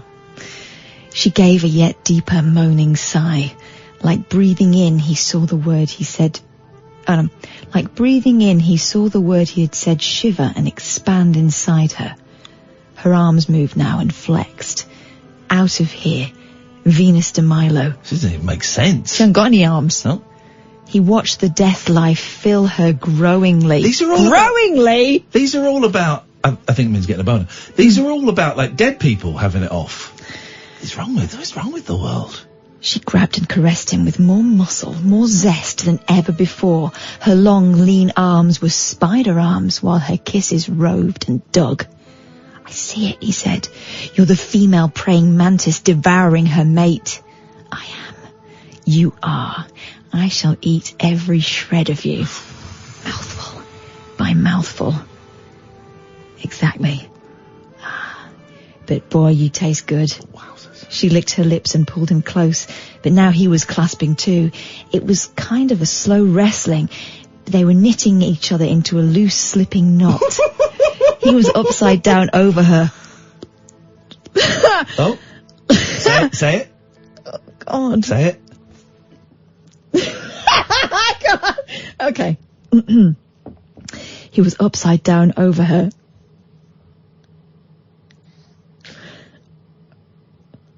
Loving her bush and lick-kissing like eating her inner thighs, till at last they loved fully and later lay back. She did not chatter. Their arms stirred in a luxurious, desultory twining. Wowzers. I don't even know. Maybe I've not had sex then. I thought I had. That sounded more like gardening. I thought I'd had sex, but these descriptions do not in any way tally with anything I've done with anybody. The raw fish thing completely passed me by. Okay, this is the last one. The Electric Hotel by Dominic Smith. Oh, this is a long one, and that's not the first line of this story. This is from a gentleman, so maybe we might get a little bit of accuracy here. Okay, here we go. The actual lovemaking was a series of cryptic clues and concealed pleasures, a sensual treasure hunt. She asked for something, then changed her mind. He made adjustments and calibrations, awaited further instruction. For most of the proceedings, he felt his own desire as if it were tethered to a wire, a bright red balloon floating in his peripheral vision. But eventually, he burst through. It was toward the end as their breathing quickened. Her stage directions had stalled out into silence. He looked to his right and noticed the scene in the smoky lens of the mirror above the bureau, saw his own body move with the steady rhythm of a bellows blowing air at the base of a fire. What? It brought back the early experiments of the Photographic Society in Paris. What? The wiring of a bird's feet to a camera gun, the mounting tension and uplift before a surge of exasperated flight. His own face looking back in the mirror, open-mouthed, flushed, euphoric, was a wild, strange thing to him. A beguiled stranger he'd never met, held in place by an infinite loop. Then his eyes locked on Sabine's in the mirror, and he could see that she was pleased with her staging, with her hair fanning across the pillow, with the way her ankles locked about his calves, so that her long white feet formed the perfect V. And it was the act of looking back at the film strip, juddering above the bureau, that sent her into a final boisterous delirium. She bit his shoulder, then whispered into the mirror, "Nous voilà," catching her breath. There we are. Why don't you take your love and shove it up your big fat ass? That's the one thing they didn't do. That was quite remarkable. Didn't Morrissey win one of those awards for describing sex badly? Let's have a look. He did, didn't he? I think that may have even been. It was certainly in the last couple of years. I'm pretty sure that that he did, didn't he? Yeah, here it is. List of the Lost, it's called. Oh, God. Sex scenes in his book.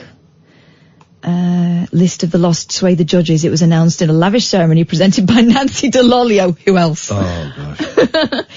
Let's see. Well, did it have this line in it? Loving her bush. Really right there from Sam. Loving her bush. Aren't your balls normally held back by your willy? Loving her bush. Kath was a dick. Dirty pervert. Don't be so silly, Kath. You're a pervert. Well, guilty. 0344 499 1000. Good evening, Lewis. As he dipped his hand into her blue box and ruffled around and pulled out.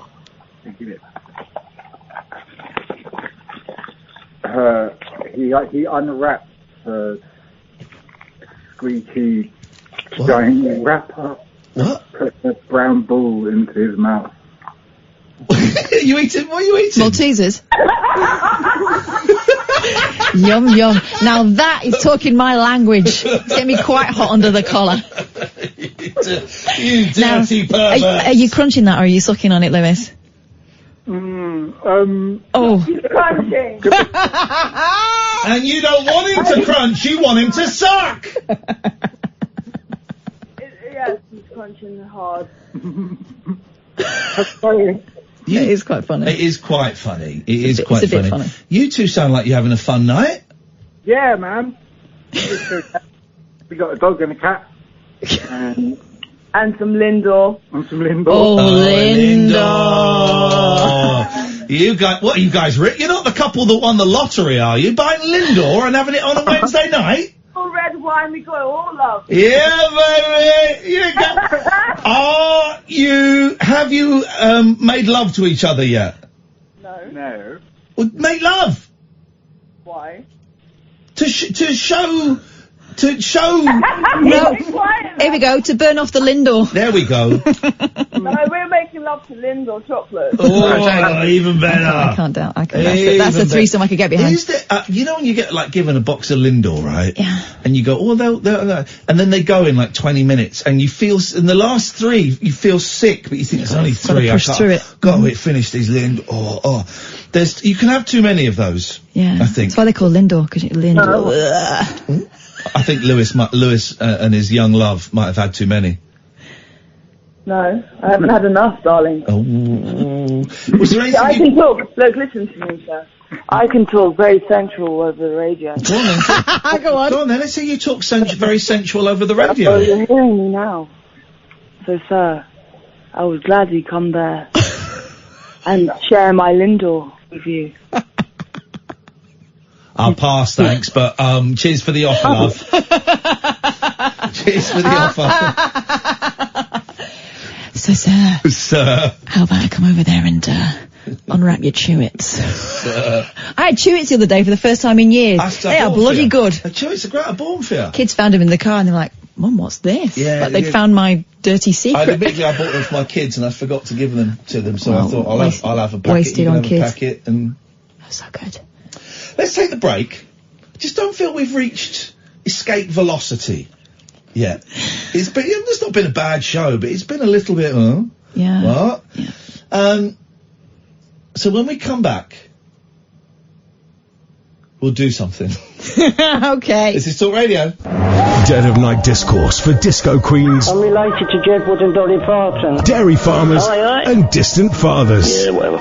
The Late Night Alternative with Iain Lee. Doing lots of things that we don't know about, we can't control. On Talk Radio. Yes, great. So we've been given...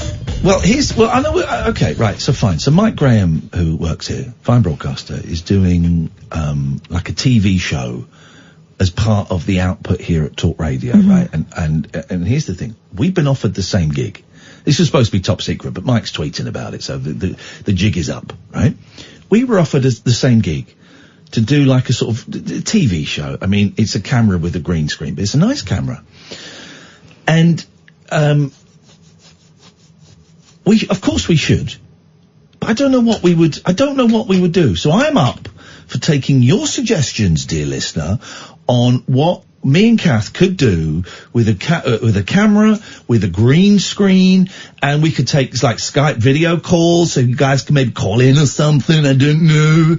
I don't know what we would do, though. I don't know what it would be. I mean, we did say we'd think about it, and then of course we didn't think about it. That's kind of the kind of vibe that we have going at the moment.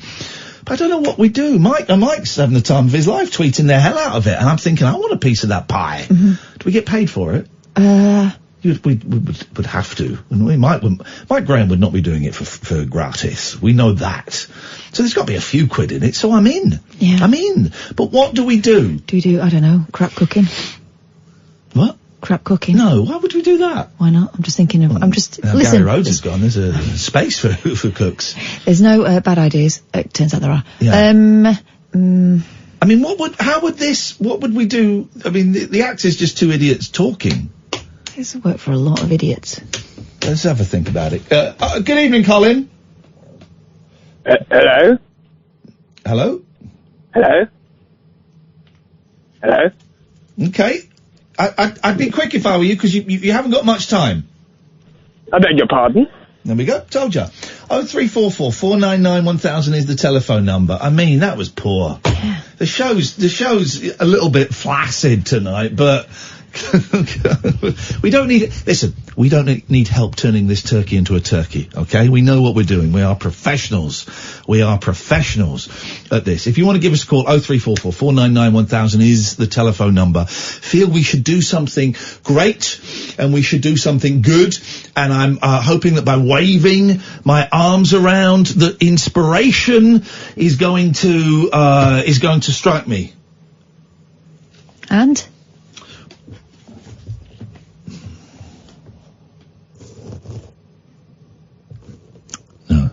We could... No, that's not very good. Try. Say it. No. Well, I was thinking earlier on about we could, like, maybe later on in the show do, like, a nice little guided meditation. Yeah. Little guided meditation. But there's nothing funny in it. No. It cracked my spine. But I think a little bit of thinking time does everyone some good. Well, a little bit of thinking time does. It's a very noisy world at the moment. I'm not watching any of the I'm a Celebrity this year, but I do envy their... freedom from social media and from, having phones and stuff with them. That was one of the great things about being in the jungle. Of course, when we're in there, we're all saying how we are going to really change our relationship with electronics and with the internet and stuff like that. And I bought into it. Then because I came out the last tranche, and I came out and everyone that had been out for like a week or so was there with their phones and stuff. And I said, but I thought we, and then you get... They were locking down them deals, man. We get, yeah, trying to save their asses, man. 'Cause they were dicks, man. But so, I don't know. I can't even fully form an idea and see it through to an end. I'm getting little bubbles of things popping up, which I'm really having to force these bubbles to pop up. Normally they'd be like, I'd be having to bat them out of the way and I'd just grab one and we'd run with it. And I'm really trying to force these bubbles and they're not really developing into ideas. Let's speak to our friend Paul. Paul can help us. Good evening, Paul. Good evening, Ian. Good evening, Kath. Hey, Paul. I've got a bit of an idea for you, maybe. Go on. I'd love to see you guys doing, like a games review show. Like video games? I would love it. Yeah, like video games, getting Kath in the VR helmet. Here's the thing, right? Kath and I, for a long time, was streaming video games on my Twitch channel, right? Yeah. And by the way, when I go home tonight, I might play a little bit of Call of Duty if anyone wants to join me. About 2:20, I might be playing a little bit of Call of Duty. I just feel like it, okay? So I might be playing some Call of Duty if anyone wants to play and watch, right? But Kath's internet is so bad, Paul, that she can't play online. She keeps dropping out, and she will. I keep saying, phone up your internet provider. Phone them up and say, my internet keeps dropping while I'm playing games, and they will fix it for you. I'm gonna, this weekend I'm gonna get the person in charge of that to do it. I've been asking you to do that for 2.5 years. I don't know any, there's passwords and stuff involved. You phone up, right, and you say, look, I'm trying to play games and the internet keeps dropping. Is it something your end? Is it what is going on here? Can we fix this out? And they'll be able to flush the system. All right. That's what they do, is they flush the system. Yeah, okay. Noted. But if we were going to do something like that, we'd be doing it here, wouldn't we? Oh, you mean for this TV channel? That's what he means. Yeah. Then it gets... Would that be funny? First of all, do we want it to be funny? I think you want it to be natural, don't you? I tell you what, green screen I've never been a fan of anyway. Oh, why? I find it really distracting. Blue screen? Same. Okay. Well, you have something behind you, haven't you? Is TV a lie? Do you have to have... When you're on TV, do you have to have something behind you? That is a good phone and radio topic. Oh, I don't know. You guys are... But, games review, it feels a bit... I don't want Kath reviewing games with me because she will ruin it. I'm sorry, I don't mean that. I'm just being mean to try and be funny. We could do that. It'd be great to do something where we get sent free games. That I would like. Yeah, that's what we want to start thinking of. What could be the freebies? Yeah, the freebies. What else do you like? The freebies. What are you playing at the moment, Paul? Do you know, literally playing Days Gone. Oh, I don't know that one. What's that? It's that post-apocalyptic sort of zombie motorbiking one. It's really good, surprisingly. Terrible reviews. I don't know that. I know that Death Stranding looks like the dullest game of all time. Yeah, this came out 3 or 4 months ago, I think. This one, but it's really good. Okay. I'm well into it now. I'm sucked into Call of Duty, and they've just released a new mode where every time you kill someone, you get a different gun, and you've got to work through all the guns. Yeah, another one. And it's great until you get to... I was in the lead until I got to gun 7, which is a sniper rifle, and it's like, I don't really know. And then the last weapon, your fists, and you have to run up to people who've got guns and try and batter them. Do you know, I haven't bought the new Call of Duty yet, but it's my birthday Friday, and I'm hoping my wife's bought it for me. The solo player sucks and is unnecessarily unpleasant. The multiplayer is awesome. Yeah, do you know what? I loved the last one, World War II, and I've heard as well. They've announced 3 more maps are going on to that one that you've got. Yeah. So Shipment is going on there, which is my all-time favourite map. Paul, join us Sunday night. If it's your birthday Friday, you get it Friday. It will take about 48 hours to install and download all the updates.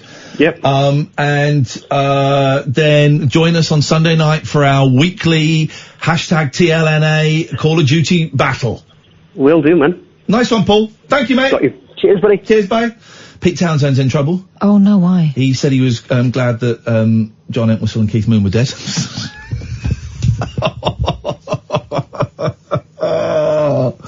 Gosh. Peter. But he's walked it back.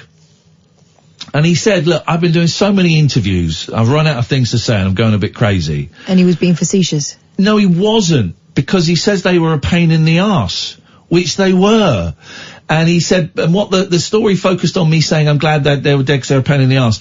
And what he didn't say is that they were also brilliant musicians and friends and stuff. But I'm aware that what I've said has really upset their kids and their grandkids, and that was not the intention.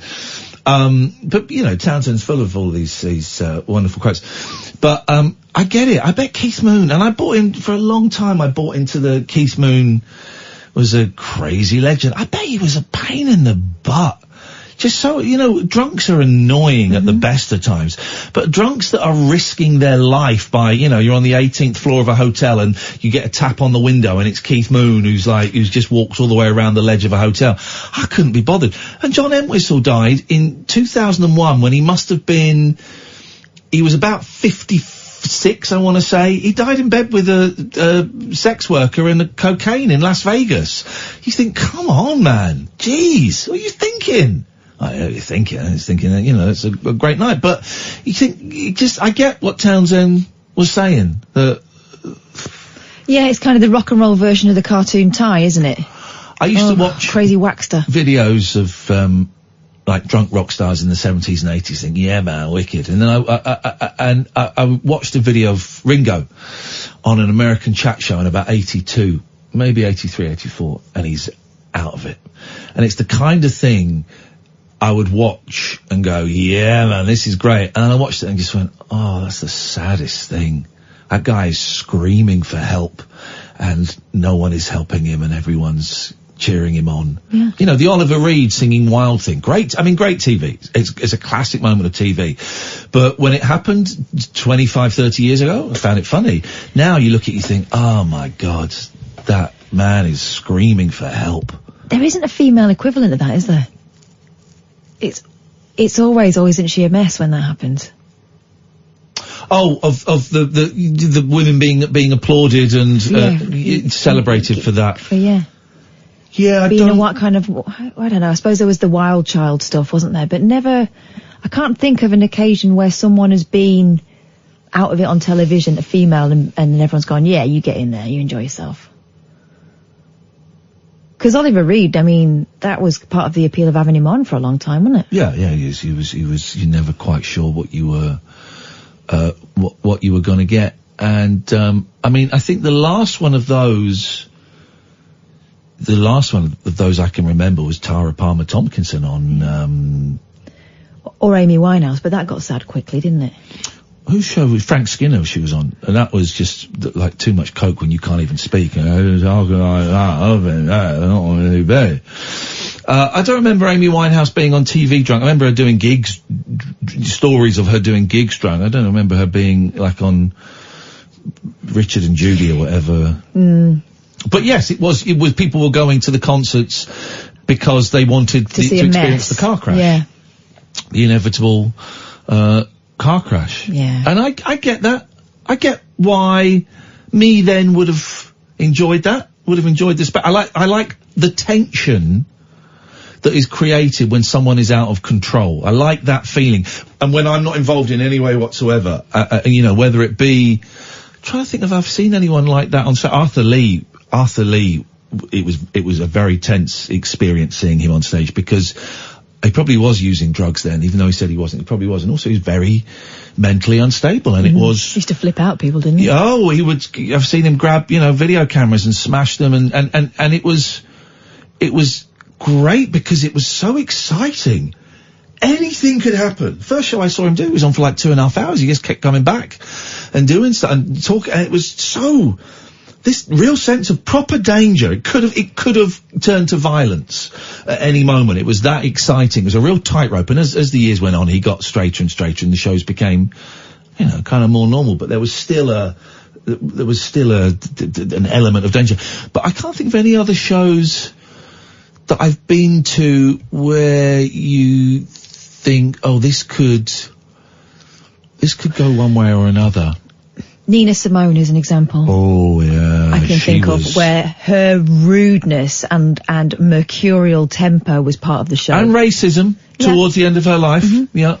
I mean, she was the sort of person who got away with it because she was terrifying. Yeah. And hugely talented. And people kind of humoured her. Yeah. Yeah. Oh, because the promoters would humour these people because they make the money. That's why. But yeah, I've heard that Nina Simone was just an awful person to be around in the last few years of her life. She'd had a shitty life. Oh yeah, no. Oh god, yeah. She was also a massive cocaine addict. I think I've got this right. Feel free to correct me. She, you know, as was Arthur Lee, had been ripped off by white people so many times that she hated white people. And I've heard a couple of stories of people sort of meeting her backstage and them being screamed at. Yeah. Get the hell out of my dressing room. But she would also stop concerts because someone coughed in the wrong moment and stuff. David Cassidy was like that towards the end. Do you remember? What was that one? Did someone shine a light in his eyes? Someone took a picture with a flash and he said, can you he stopped the concert and said, you've got to stop doing that, I've got an eye infection or something. I mean, there's obviously a lot more. He was obviously drinking when he claimed he wasn't, but yeah, I like, this is why I like that podcast I was talking about the other day, that gaming podcast, and this is why the more I think about the Brighton show, that will go up next week, part 1 will go up next week, the more I think that we are bold warriors on the front line, because that uncomfortableness, that tension, and admittedly we were responsible for how it got handled. We're partly responsible for it happening, but we were responsible for how it was dispersed, if at all. And I think it's the first time I've been in a situation like that, and it was living. Yeah. I've been on a downward spiral since there. I don't know if there's a connection. There might be. I think a bit of innocence and enthusiasm was lost at that point. Certainly for me. Yeah. I just thought, God, this is so fragile and it's so easily broken. Yeah. You know, did that happen because was he right? There's that sneaking feeling, isn't there? Yeah. It's life. Wow, we're soldiers on the front line. But so much of what we do is about confidence. Yeah. Let's take a break. When we come back, we're gonna take your calls. If you want to give us a call, you're very, very welcome to. We've got no calls on the switchboard. We've got one call now. 0344 499 1000 is the telephone number, and we'll just sit and chat and we'll see where the vibe goes. If you've got anything you want to bring, now is the time to do it. This is the Late Night Alternative, weeknights from 10 with Iain and Kath on Talk Radio. The Late Night Alternative with Iain Lee on Talk Radio. We have ways of making you talk.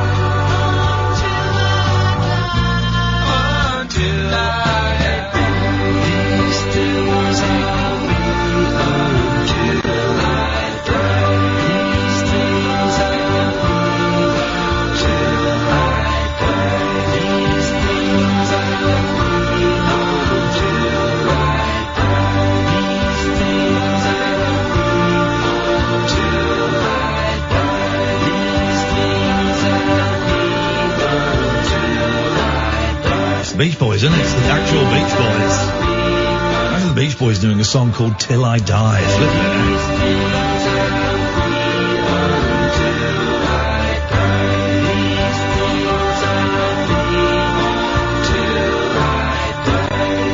All right, guys, let's land this plane. Let's go to Mark. Good evening, Mark. All right, it's Nigel Simon. I heard during Casper talked about me there. Called me a bit of a racist. Sorry, what? What are you talking about? It's Nigel Simon, the singer. No idea what you're talking about. You were saying there, like, Nigel Simon, the sort of black rights activist and then singer. I'm here. Kath, do you know what this guy's on about? I think it might be a joke. Should we let him finish? Okay. Away you go. No thanks. Bye. Mate. I didn't get it. What was it? Well, Nina Simone, and he's saying he's Nigel Simon. Oh, Jesus. I mean, that's... Mate. God. What do you want to make those eyes of me for when they don't mean what they say? They make me mad, they make me sad, they make me miss the kind of loving I never had. 0344 499 1000, but please don't phone up if you're a dick. I know that excludes.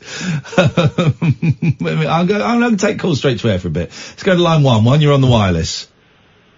Hi Ian, hi Kath, Dave. Hey Dave. Dave's not going to let us down. No, I just think about Till I Die, and first time I saw Brian Wilson, he played that. Yeah. And he slightly sort of undermined the sort of solemnity of the song by acting out the windy day and the leaf bit. Started sort of wait. Well, he doesn't play that keyboard that he sat in front of, so No, exactly. He's got his note with his hands at the time, I guess. I bought an album the other day, Brian Wilson solo album, that I'd listened to when it came out, and I thought, this isn't very good. And I like to go back to things. I like to go back to things and see, sometimes I'm wrong. Sometimes I was wrong. Sometimes I'm right, but sometimes I'm wrong. I think I was very, very right. I'm going to play you a bit from, okay. This is track 2, right? So the tradition is you load up some, the good stuff at the start. Yeah, you load up the good stuff at the start, right? So that you got, listen to, this is flipping awful, man. Listen to this. Oh, this is an advert for the Muppets. So this is Brian Wilson, from a couple of years ago. Here we go. This bit's actually quite good in comparison. Is that Kenny G? Yeah. But he's in his 70s. You'd expect, kind of, laid-back AOR, right? Mm-hmm. You don't expect what comes.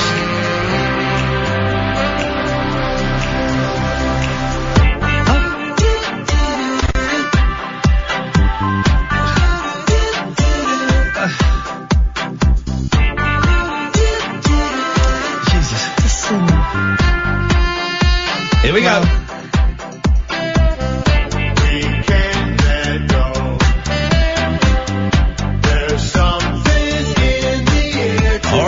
With that auto-tune. But then listen to the...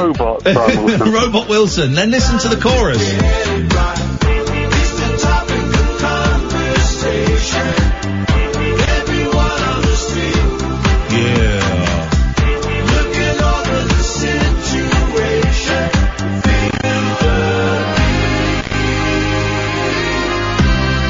Here we go. Everybody.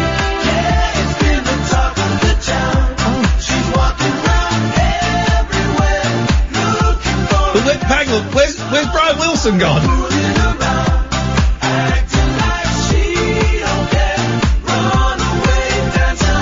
Runaway Dancer by Brian Wilson of the Beach Boys. I believe I don't have that album. Is that Peer Pressure? No peer pressure, guys. No peer pressure. And I'm going to listen to it all the way through and then never listen to it again. When was that? When did that come out? Like 2 or 3 years ago. And it was new. It wasn't something that about that. 2015, 4 years ago. And he made that fresh. It wasn't something he'd been keeping. Yeah, he was doing a song. He was supposed to be doing a song on there with Lana Del Rey, but then she pulled out I'm surprised. But then there's this. No one's calling in, so we might as well just do this. Hang on. This is do you know the group She and Him? Oh yeah. It's Zoe Deschanel, isn't it? Yeah. All right. So Zoe Deschanel and him does a song, right? Okay, here we go.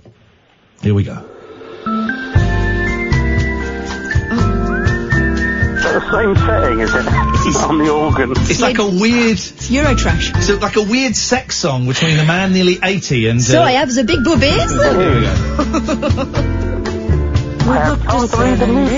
Hang on. On a summer vacation, ended up lost in this island nation. You look like her. It's been said by kind people. The rhythmic beat of this tropical band. It's just, I got a lot of love for that guy. He phoned me up at home once, but if he could have phoned me up after that, I'd come out. I said, man, what the hell are you doing? What are you doing? What are you doing, Big Bri? I see Junior says no off switch. Yes, it does. Right, but you're making better music when you were working with that fraud Eugene Landy. What the hell is this turd you just put in my CD player? Go back and do your rap song with Bob Dylan. Even Life is for the Living would be better than that. Life is for the living. That's a great song. The cigarette. Oh, what's the song where it goes? The cigarette, when you throw it in the water, goes... yeah. What? Yeah. Isn't that Sweet Insanity Sessions, isn't it? I can't remember now. Life was it Land? Is for the living. What was that Disco Beach Boys song? Oh, Here Comes the Night. Yeah. Here comes the night. Oh, here comes the night. Yeah, Smart Girl. Oh, here comes the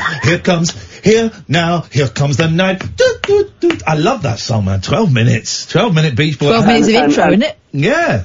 Say and Smart Girls, his rap song as well, which is just the worst thing. Smart girls, I like the smart girls. Sexy ladies with the high IQs.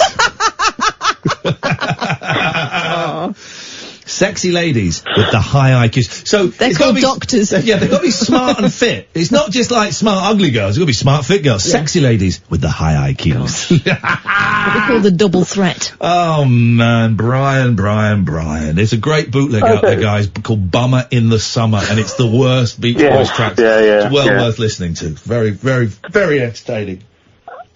There was something I didn't mention about that film, the Amazing Jonathan film, which occurred to me at the time. The only misstep I thought in the whole thing was when they showed Tommy Cooper dying, that footage.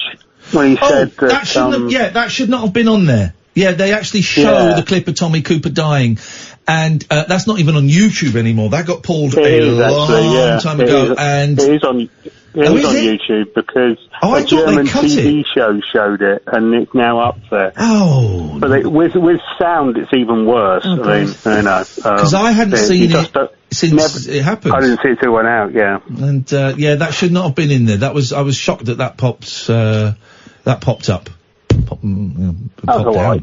Great film, and I'm still thinking about it, right? Sort of. But, apart from that, it was a great film. But we need to. Where can we see it? You can rent it. It's not on Amazon Prime, is it? You can rent it because Kath needs to see it, and I want to see it again. We need to watch this movie. I don't know. You've got a hotline to director, haven't you? You can ask him. He's not. I think he thought. It's been distributed over here by, was it called Rough Dog or whatever it was? I think I was overly keen, and you could almost hear him regretting opening up his DMs to me. All right. So we'll see. I don't know. How's life going for you, David? Yeah, good. Working with the popo. Yeah. So yeah, it's all gravy at the moment. Nice one. Sorry to hear you're obviously catching it, but as I say, I've had a rough year, up and down. That's how it happens, and you hope these things are going to, you can't. If you, I can't remember what it was now. Said if you want to be happy forever, then that's some sort of mental illness in itself. To expect it. Oh yeah. And sort of winter doesn't help either. But I'm doing okay. Good. So I've got lots of things to look forward to. I'm going to have to Dublin to see some people and stuff. So plenty of stuff to keep me busy. So that's it's keeping me positive at the moment. But no, work's going okay. So everything else sort of falls in place around it at the moment. So. Nice one, man. What's just happened? Why have the phones gone mental? Yeah, okay. All right, Dave, listen, thank you very much indeed. 0344 499 1000. My concern about my mood not being great is that it kills the vibe of the show. No, but then sometimes we are both of us in a right old mood, and we have brilliant shows. That was a tendency for a while, wasn't it? It was a great show. It just doesn't feel like anything's landing tonight. Let's take a break. 0344 499 1000. This is Talk Radio. The Late Night Alternative with Iain Lee on Talk Radio. 0344 499 1000 is the telephone number. Our Paul Mark, he's really upset because his joke died. No, Mark, don't worry about it. Don't worry, he's upset on Twitter. Don't worry, but he's genuinely upset. Don't worry about it. Do you know what would have been better? Just come and have a chat with us. Come and have a chat. You don't have to come on and dance. Come here. Come and sit on my lap. Nothing like that. Come on, Mark. Come on, Mark. Come on, Mark. We love you, man. 0344 499 1000 is the phone number. Let's go to Miles. Good evening, Miles. Good evening. I was commenting on the strong women, thing from like you mentioned, Oliver Reed and yes, drunk women, I guess we were looking for. I was thinking of Tracy Emin on the night chat show. She, I thought, did quite well compared to Keith Allen and Oliver Reed. But she wasn't pissed. I think there's plenty of examples of strong women. Was she not drunk? I didn't know that. I don't know. I didn't see it. We were kind of specifically talking about. The male examples were people that were, Hellraisers, absolutely steaming off their mushrooms. The other one I was thinking of was the L7 on The Word when. Oh yeah, she flashed her. Yes. What? Muff. Did she? Yeah, and it was a muff. Yeah, they all did. They all. Why? Yeah. The camera was really close, and then all of a sudden she just pulled a guitar up, and it was there. Oh. But that was The Word, wasn't it? Wow, that's outrageous behaviour. That's good. Ian. Yes. Could you resurrect Swinging Londons? I love that song. I did manage to find it eventually, but is the Hazy Osterwald set or something? Yeah, I found it on some weird German album. Swinging London, Piccadilly, Carnaby Street. Yeah, love that song. If I can find it, Hazy Osterwald, I'll find it. Catherine will remind me, and tomorrow we are opening the show with it, Miles. Okay. Wonderful. I'll make a note. And tomorrow we got Ronnie Spector on the show, which is very exciting. Look forward to it. Thank you, Miles. Cheers, mate. Thank you. Let's go to Dale. Good evening, Dale. Oh, good evening, both of you. I'd just like to yap about if you've any... I wound my wife up from... Well, my first one it was. Oh. And if you've done any good and me, myself, I tend to speak my mind and people say, oh, you shouldn't say that, but I believe that always speak the truth. As long as you're not offensive, racist, blah, blah, blah. Yes. But when you speak your mind, and tell the truth, you're frowned upon. I don't understand it. Well, it depends what truth. It depends. There is the room for tact, diplomacy, and considering other people's feelings. And often, I don't know you, Dale, I'm not saying this is you, but often the people I've met who just say it like it is have no consideration for other people's feelings. And sometimes you don't need to say something, truthful or not. You don't need to say anything. Silence is sometimes better than just telling the truth. Well, put it this way then. I'm a lorry driver, but I'm sure you've worked in offices before. Have you ever been next to someone whose breath smelled or the stunk of BO? Yes. Now, I don't know what you'd say, but I don't know percentage-wise, but most people don't say O, And then when they walk away, they speak behind the back, don't they? Some people do that. I've witnessed it. Okay, some people do that, yes. Well, anyway, I had this lad in the truck with me. It was about 8 months ago or something. And I was just showing him this route for when I'm off so he could cover me. Yeah. And he absolutely stunk. And it was a small space. Yeah. So he ended up spraying him with oust. Oust? O-U-S-T. It's oust. like a... an air freshener? Air freshener, yeah. Wow. Oh, it was a nightmare. Did you ask for his permission? No. Well, then that's... You sprayed him or you sprayed your cab once he'd gone? I sprayed him. Well, then you're a dick. Well, no, sorry, I'm not a dick, but... Well, you're a dick. I'm just saying it like it is. I'm just being honest. As you know, honesty is the best policy. You're a dick. You're an arrogant dick and you assaulted him.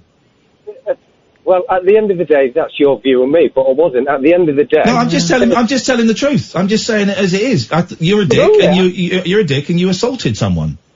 Assaulted? Just saying it. I'm just saying the truth. Just saying it as it is. Just speaking like I see it.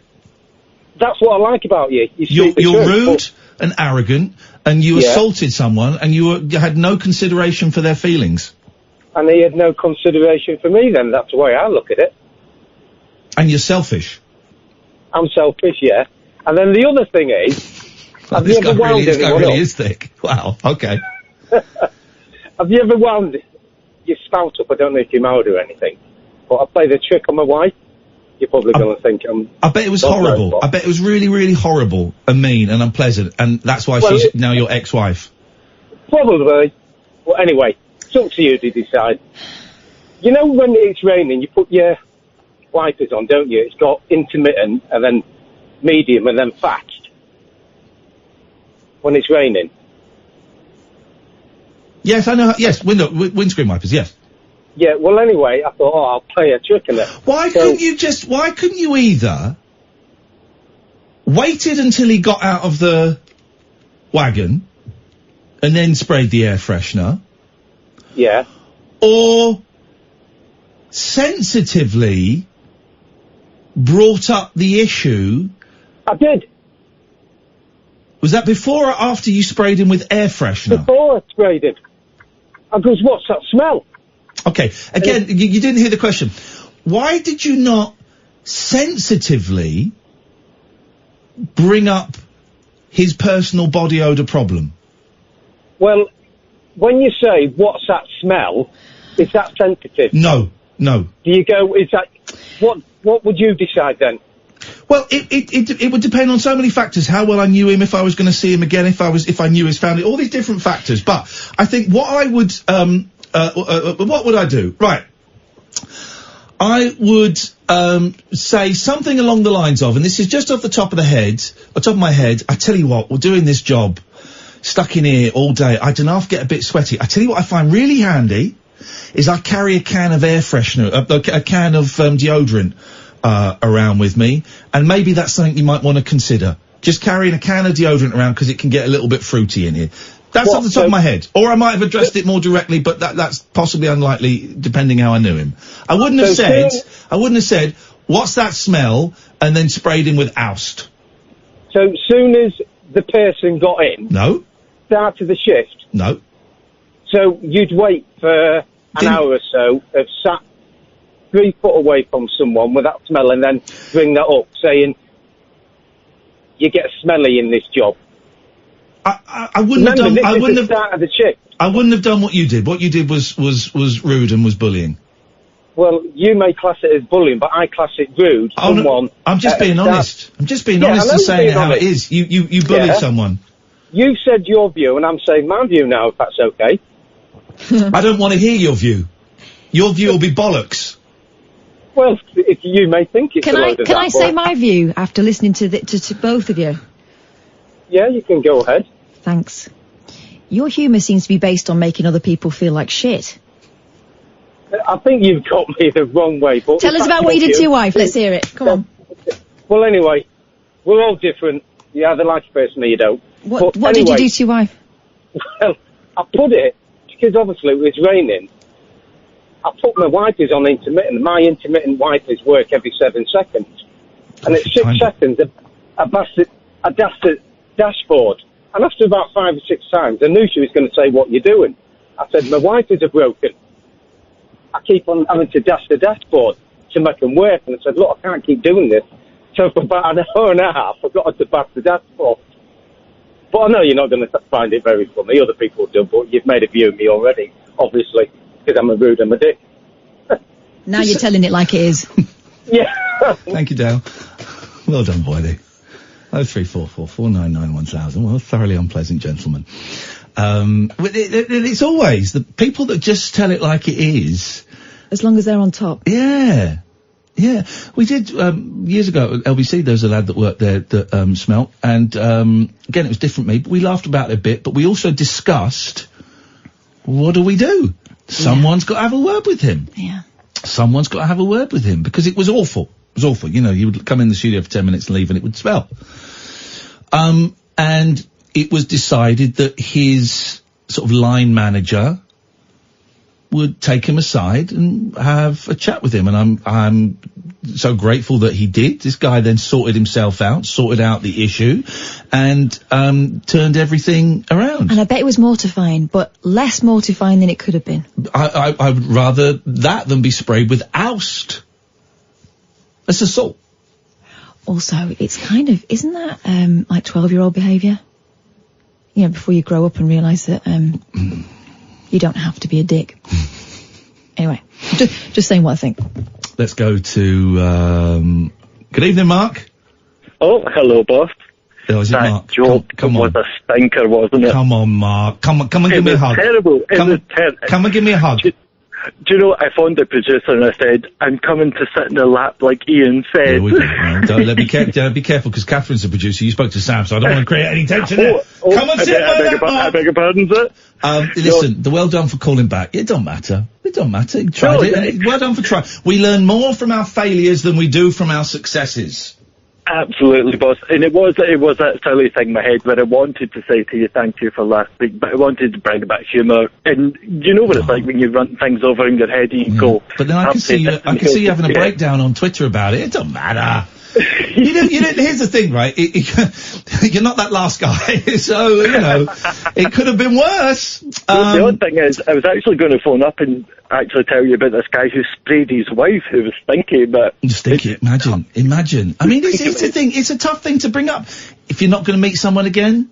Why? Why bother? You don't need to mention it. But if you are, or maybe it's a friend of the family, then the kindest thing you can do is go, look, this is really uncomfortable, but I've got to tell you, maybe you've had a tough day. I can smell you. A tough day. You're tough. You know, a tough day in the mines. But have you ever had the thing where you know you're a bit stinky yourself? Oh, yeah.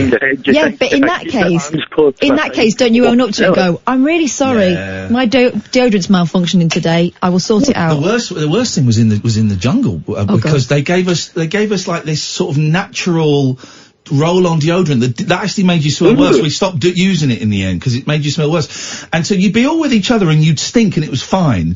But then if you got to go out to go and do a task or a challenge or something, and you'd meet Ant and Dec, who are pristine, and you'd be stood in front of Ant and Dec and this film crew, and you'd suddenly realise, oh my God, I look like a tramp and I stink. And you could, like in a cartoon, you could see the lines coming off your body as you're stood next to these two beautiful millionaires. Very, very strange. Mark, how are you? I'm not too bad, sir. I'm feeling much, much better, and I don't have much to say. I don't want to take up much of your time, but I do would like to repay the fact that you reached out and just say thank you very much. And you're very welcome.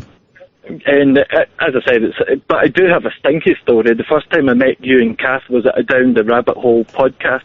Yes. And I'd made the mistake of wearing a very thick jumper in Glasgow, and it was roasting, and I was thinking, it was awful. And I was like, oh no. It's the stinky Scottish guy. No, remember? Not that guy. I don't remember. We're always too worried about how much we stink because we don't have sweat in those shows. We stink after a show. It gets very, very wet on stage. It was quite sweet because I came up and you'd actually complimented my trainers, and I thought, yeah, but I was stinking. And then my girlfriend at the end, she was like, I've never seen you so sweaty and wet. Here's the thing, Mike. Here's the thing, right? You're a good guy. You're a good guy. You have great taste in trainers. Just relax. You need to relax a little bit. Yeah. You need to relax a little bit and just be a little bit more confident in you. People like you. We don't care if that joke bombed. Who cares? Listen, about 40% of each show is me bombing. That's fine. I live with it. Who cares if you were a bit stinky that night? We don't remember. We like you. People like you. You're a nice guy and you should be more confident.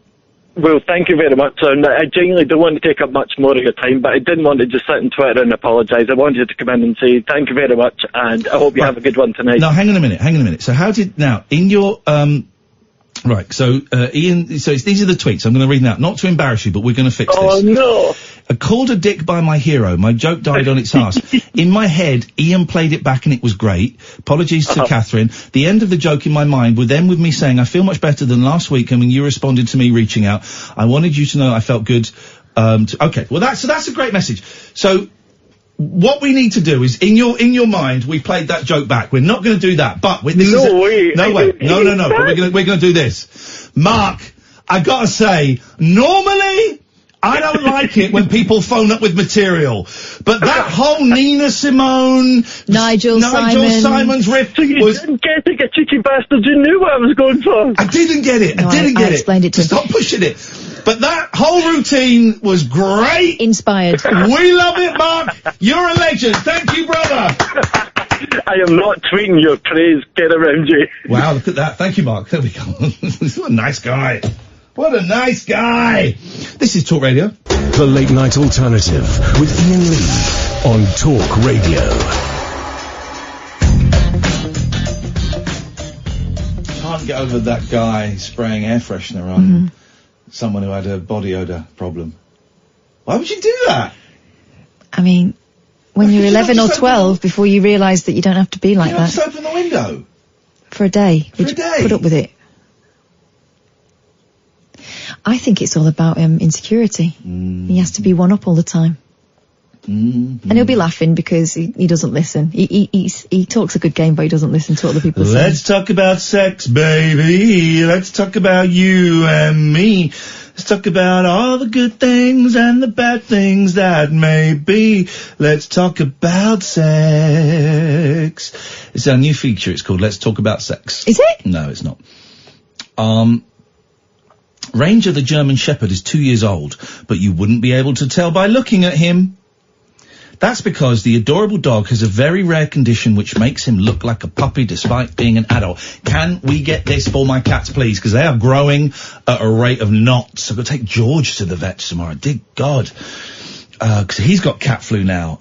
And I just found out, I've got cat flu, Patty's got cat flu. Now it turns out George has got it. Can I just have more of the tablets that I'm giving? Has he been in to see us yet? No. Gonna need to bring him in first. I said, oh, okay, it's exactly the same thing. He's caught it from her. Gonna need to bring him in. Okay, I'll do that. None of my bathroom equipment fits. I'll come in tomorrow. But I've started giving him pills already. I don't know, what's the worst that's gonna happen? Ranger, who lives in Phoenix, Arizona, with his guardian Shelby Mayo, was diagnosed with pituitary dwarfism after contracting a parasite called Giardia. You parasite! Get out of here! After recovering, his owners noticed that the pooch... Where does the word pooch come from? Dog, I get, it's a dog. A hound... I get, but pooch? Do you think it's called... Hooch? Is it like hooch? Hooch coochie mama? Backdoor man? I wonder whether it's like taken from like an Italian or a French word. Le poussoir. No. It wasn't growing... I find out? I need to know now. The same rate as... I asked the best questions. 1920s of unknown origin. Okay, well, there's your answer. It wasn't growing at the same rate as other dogs of his breed, so they took him to the vet where they discovered he is stuck in perpetual puppyhood. They got to market this stuff, even if it's on the dark web, even if you have to get it illegally or under the counter, or if the receptionist at the vet says, hey, look, if you want to keep those kittens looking young, Meet me round the back in 30 minutes. And then she gives you like a little brown bag with this parasite. They gotta sell this stuff, man. While Ranger's condition may make him look cute, the poor pup has experienced several health issues in the past as a result, including shedding fur, flaky skin, and a permanent horn. What? No. Despite this, the little dog has never let anything hold him back, and is now happy and healthy, and enjoys a lot of attention from adoring fans on his Instagram account. I bet he does.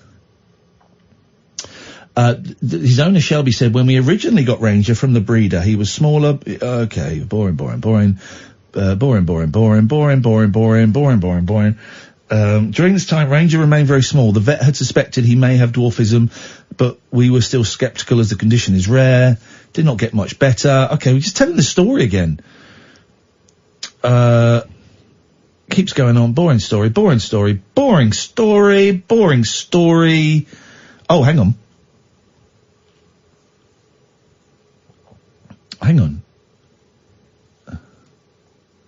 Okay, it's a boring story. Wow. Oh, hang on, there's a dog here with an extra tail. Oh, on its head? Narwhal. Yeah, it's on its forehead. Well, there's not a picture of it. It's just got recently another cute puppy hit the headlines because he had a tail growing on his head. Narwhal was called a unicorn puppy, but then there's not a picture of him. Here's a picture of him. Let's have a look at this. Oh, that is disgusting! Well, listen to this. It lives in Narwhal. I don't know if it's a boy or a girl. Lives in a home that specifically caters for animals with special needs or additional needs. And because the tail is doing no harm, they're going to leave it on because it's what makes him special. Oh, sadly, it doesn't wag though. No, it doesn't. It's just decorative. Yeah. I wonder if there's an extra dog in there in its head. You know, like those... Yeah, like a little one facing the other way. Well, I've got a story about that. Go, what? I've got a story about a baby that had to have a cesarean. Go. Oh, no! Yeah. A baby? Yeah. This is awesome. Is the baby still alive? Yes. Is what came out of its tummy alive? No. Parasitic twin. A mum gave birth to and I'm quoting, pregnant baby who was rushed to receive a C-section after absorbing her parasitic twin. Monica Vega was 7 months pregnant when doctors realised she was carrying 2 babies. I don't like this. Medics saw she had 2 umbilical cords inside her. Why do some people say umbilical? Don't know. Okay, and some people say Caribbean. Like cervical and cervical. No one says cervical. Some people do. Cervical cancer. Oh, I do. Yeah, I do. Medics saw she... Cervix and Oh, I nearly said 4. They said cervix and cervix. Wow. I'm emphasising the V, but I realised it would have sounded It would have, wouldn't it? And I didn't mean that. Dodged a bullet there. Yeah, I did. So dodged a cervix bullet. Medics saw she had 2 umbilical cords. How's your cervix? Fair to middling. Okay, great. At the moment, yeah. I think. I feel like I've not seen it for ages. I haven't seen it for ages. Have you not? No. Thankfully. But it's a right old state. Medics saw she had 2 umbilical... Next time you get some pictures of it done, I'd like to... Okay. Christmas is coming up, I could frame one and put it on the wall. I might do a round robin. Kath's cervix update. Doing very well this year. Work's going well. Been really busy. I'm tired a lot. But check this bad boy out. What does a cervix look like? In my head, it's like a stick. It's like a long stick with a very flat bottom. No, it's like the end of a funnel. Is it? It's attached to your womb, innit? I don't know, I haven't got one. It's attached to my womb. Okay. Medics saw she had 2 umbilical cords inside her, but could not see... Why do some people say umbilical? I don't know, weirdos. Isn't it? But they could not see the second twin when she was taken to hospital in Barranquilla, Colombia. Ah, okay, suddenly it all makes sense. Does it? Yeah. You know it's from Barranquilla. Shakira! Right, okay. Here's the thing, right? Never ask someone a question to guess and then tell them the answer You didn't immediately. know? I was going to guess. All right. Oh, no, don't now. There'll be other people from there. Let me look it up. No, I'll get lost. Barranquilla facts. Never. Right, first of all, famous. If you want someone to guess a big number, if you want someone to know a big number, never ask them to guess. They'll always guess much bigger, and then you go, oh no, actually it was only 2 million. So never ask. But if you're going to ask a question like that, don't give out the answer until I give up. Well, otherwise, where's the challenge? Well, I was going to say Shakira. All right, guess another one. From where is it? Barranquilla. Woman. Barranquilla. Cilla Black. No, that was Shakira again. No, Barranquilla. Where? Tell me another one. Is it a woman? Yeah. A singer? No. An actress? Yes. You may not be aware of her work. Well, if I don't, now I don't, someone I don't, now it's someone I don't know. Now it's someone I don't know. She's still from Barranquilla. Now think of someone you don't know. What is this? I got mental health issues. I'm in a very dark place. And my best friend is trolling me. Do you know who Sofia Vergara is? No. Okay, well, she's from Barranquilla. Right, well, I think you're a bit racist. What's wrong with Barranquilla? I'm going to spray you with oust. I'm going to oust your ass. Anyway, do you want to hear about this baby or not? Yeah, after these ads. Unmissable late night radio with the original king of unconventional conversation. Make contact with Ian Lee. The Late Night Alternative with Ian Lee on Talk Radio. 03444991000 here until 1 o'clock, and then Daryl Morris takes over. Catherine is telling us a rather unpleasant story, Catherine.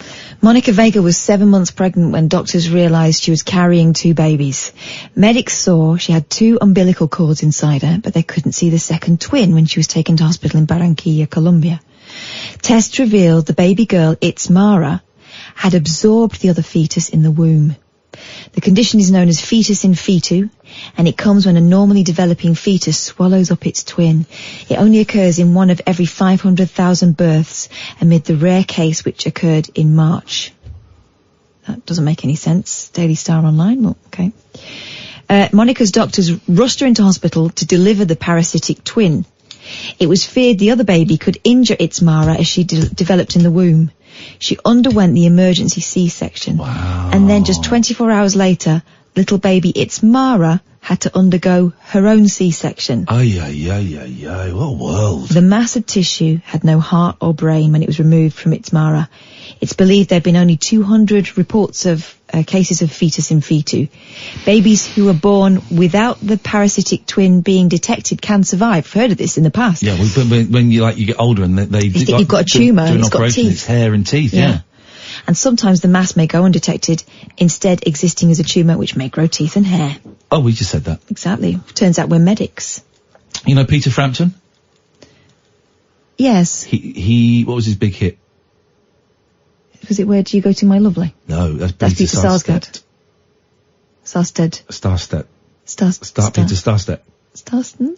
He wrote, oh, baby, I love your way every day. Wasn't Big Mountain. Oh, I wanna be with you night and day. Yeah. Shadows fall before my eyes, and I'm looking across the skies. Suddenly the day turns into night. I wanna know, oh, I wanna know, oh. So don't be afraid. Hesitate. Peter Frampton, because Peter Frampton. Oh, baby, I love your way every day. I wanna be with you night and day. Here we go. Listen to this. This is music, guys. Forget your New Kids on the Block and your Justin Kanye Biebers. West. This is it. This is what Jeffrey, stay there. Going to come to you in a second. But this is music at its finest. Here we go. Peter Frampton. Oh.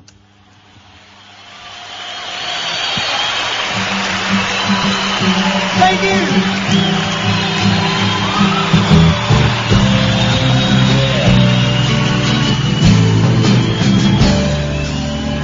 Shadows fall so long before my eyes, and they're moving across the stage.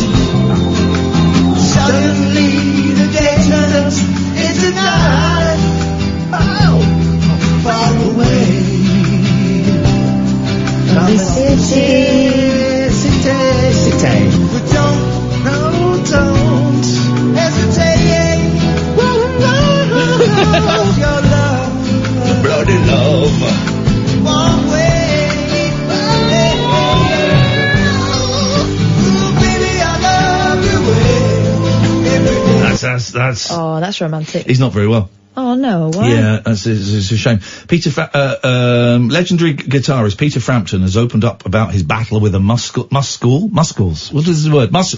Muscle wasting disease that will leave him unable to play the guitar. He's played his last concert. Oh, that's so sad. Did his last concert a few months ago. The 69-year-old said the incurable condition came on subtly starting around 8 years ago when he found his legs couldn't handle a hike as easily as before. At first I thought I'm just getting old. I think he's English. At first I thought, I'm just getting old, he said. Over the next few years, with a series of falls on stage, he realised there was a problem. Soon he won't be able to play the guitar, and Nashville-based Frampton is savouring every last moment he has. As well as writing 4 albums in the past year, he even sleeps with the guitar he used to write Baby, I Love Your Way. Whoa, that's a little weird.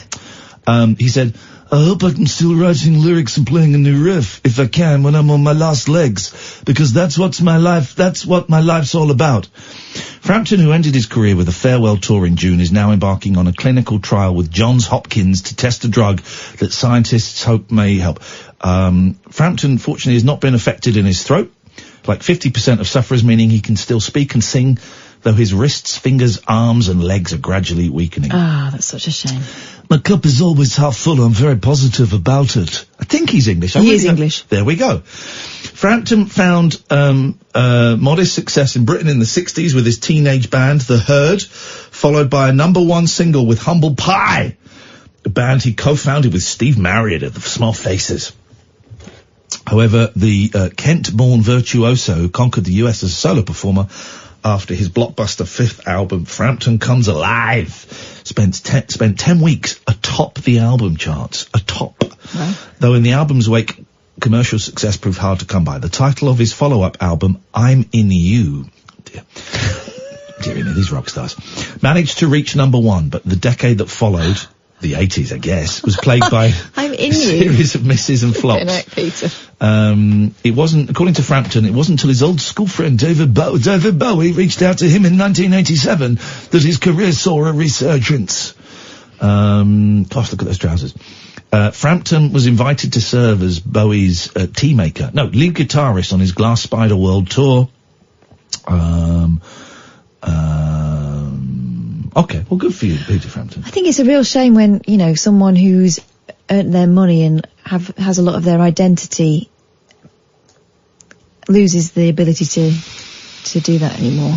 I saw Julie Andrews on the Ellen Show today. Oh, yeah. Because that's the way I roll. Was George W. Bush on there? No. Julie Andrews was on it, and she was talking about how when she lost her voice. Oh, yeah. She nearly had a breakdown about it. She said that's what identifies her. Yeah, she said it was for a long time I thought it was my personality. Mm. And then her daughter said to her, you just find a different way of using your voice. You gotta do. Arthur Garfunkel one day woke up and couldn't sing. He had to cancel a world tour with the other fella. And then he worked out if he sang everything like 2 keys lower, bright eyes, he could do it. He could still pull it off. He could still pull Paul Simon off. Good evening, Jeffrey.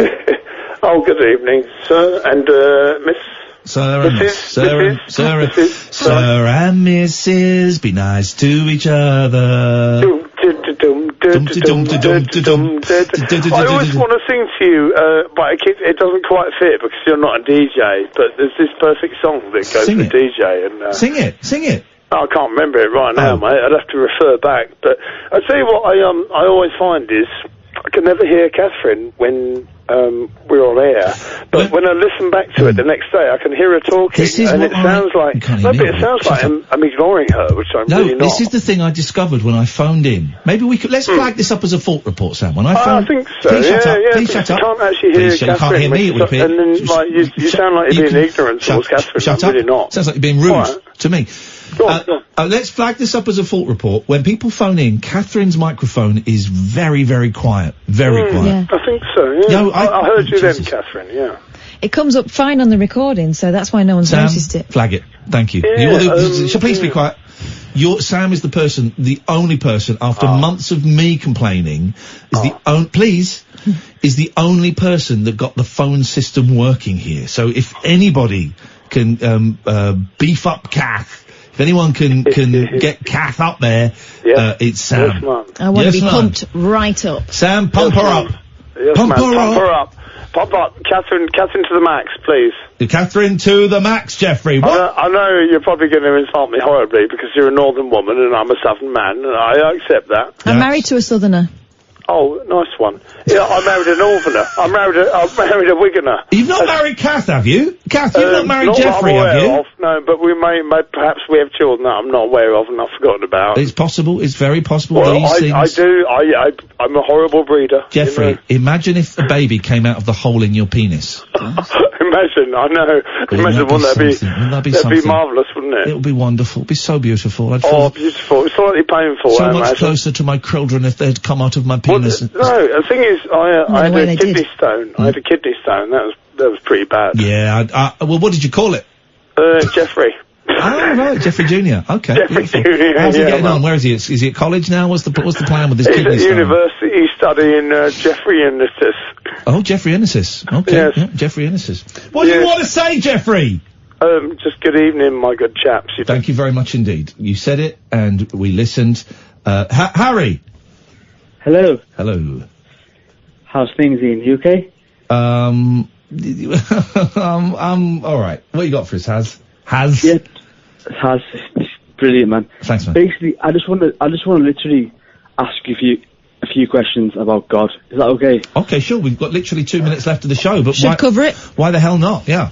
So basically, can I ask you a question? Do you believe in Jesus Christ? No. No. Well, can I ask you a couple of questions? Have you ever told a lie in your life? Have I ever told a lie in my life? Yes. No. You've never told a lie? No. Come on, Ian. Play a bit of, I've never told a lie in my life. Have you ever looked at a man or a woman with lust? Yes. I'm doing it right now. So, have you ever stole anything? Yes, I have. Yes. So, by your own admission, you're an adulterer and a thief at heart. No. Well, you've done those things. Well, no. I've looking at someone with lust is not adultery. All right, just for the sake of this, because we're running out of time and I'm losing the will to live. Yes, I'm an adulterer and a thief and a liar. Yes, and so by God's 10 commandments, you'd be guilty. So I'm guilty of all 10 of them. So what I want to tell you, it's an amazing gift, and it's free for everybody who's listening right now. What, a judgment? If you put your trust in the Lord Jesus Christ, you will be saved on Judgment Day. Quote some of the Bible to me.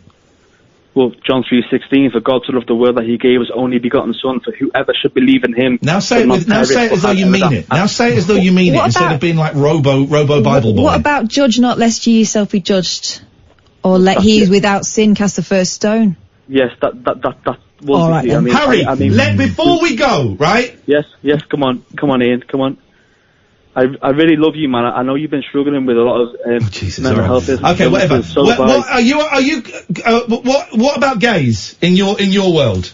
Well, Jesus loves everybody. Are gays sinners? So yeah, Thanks very much for your call. You're a massive homophobic bigot, and I don't want to talk to you anymore. Your religion can. I know exactly what we can do with you. Oh, hang on a minute. But you know the beauty of this? Yeah. He'll forgive you. Yeah, oh, exactly. Has to. This is for you, Harry. Why don't you take your love and shove it up your big fat ass? There we go. It's Joe Pesci. Thank you, Joe. I love you too, brother. I love you too. 5820, Daryl. 2820? We're talking about Jesus. God, eh? Yeah, exactly. Right. Okay, on the way from 1 o'clock tonight, Monica Price is here. We're going to have a look at some news. Also tonight, I like her. She's a lot, but she's great. Isn't she? We love her. She's great. We love her. We love her. Also, the botanist who's helping the police with solved crimes. Very fascinating. Next. What? We are Talk Radio.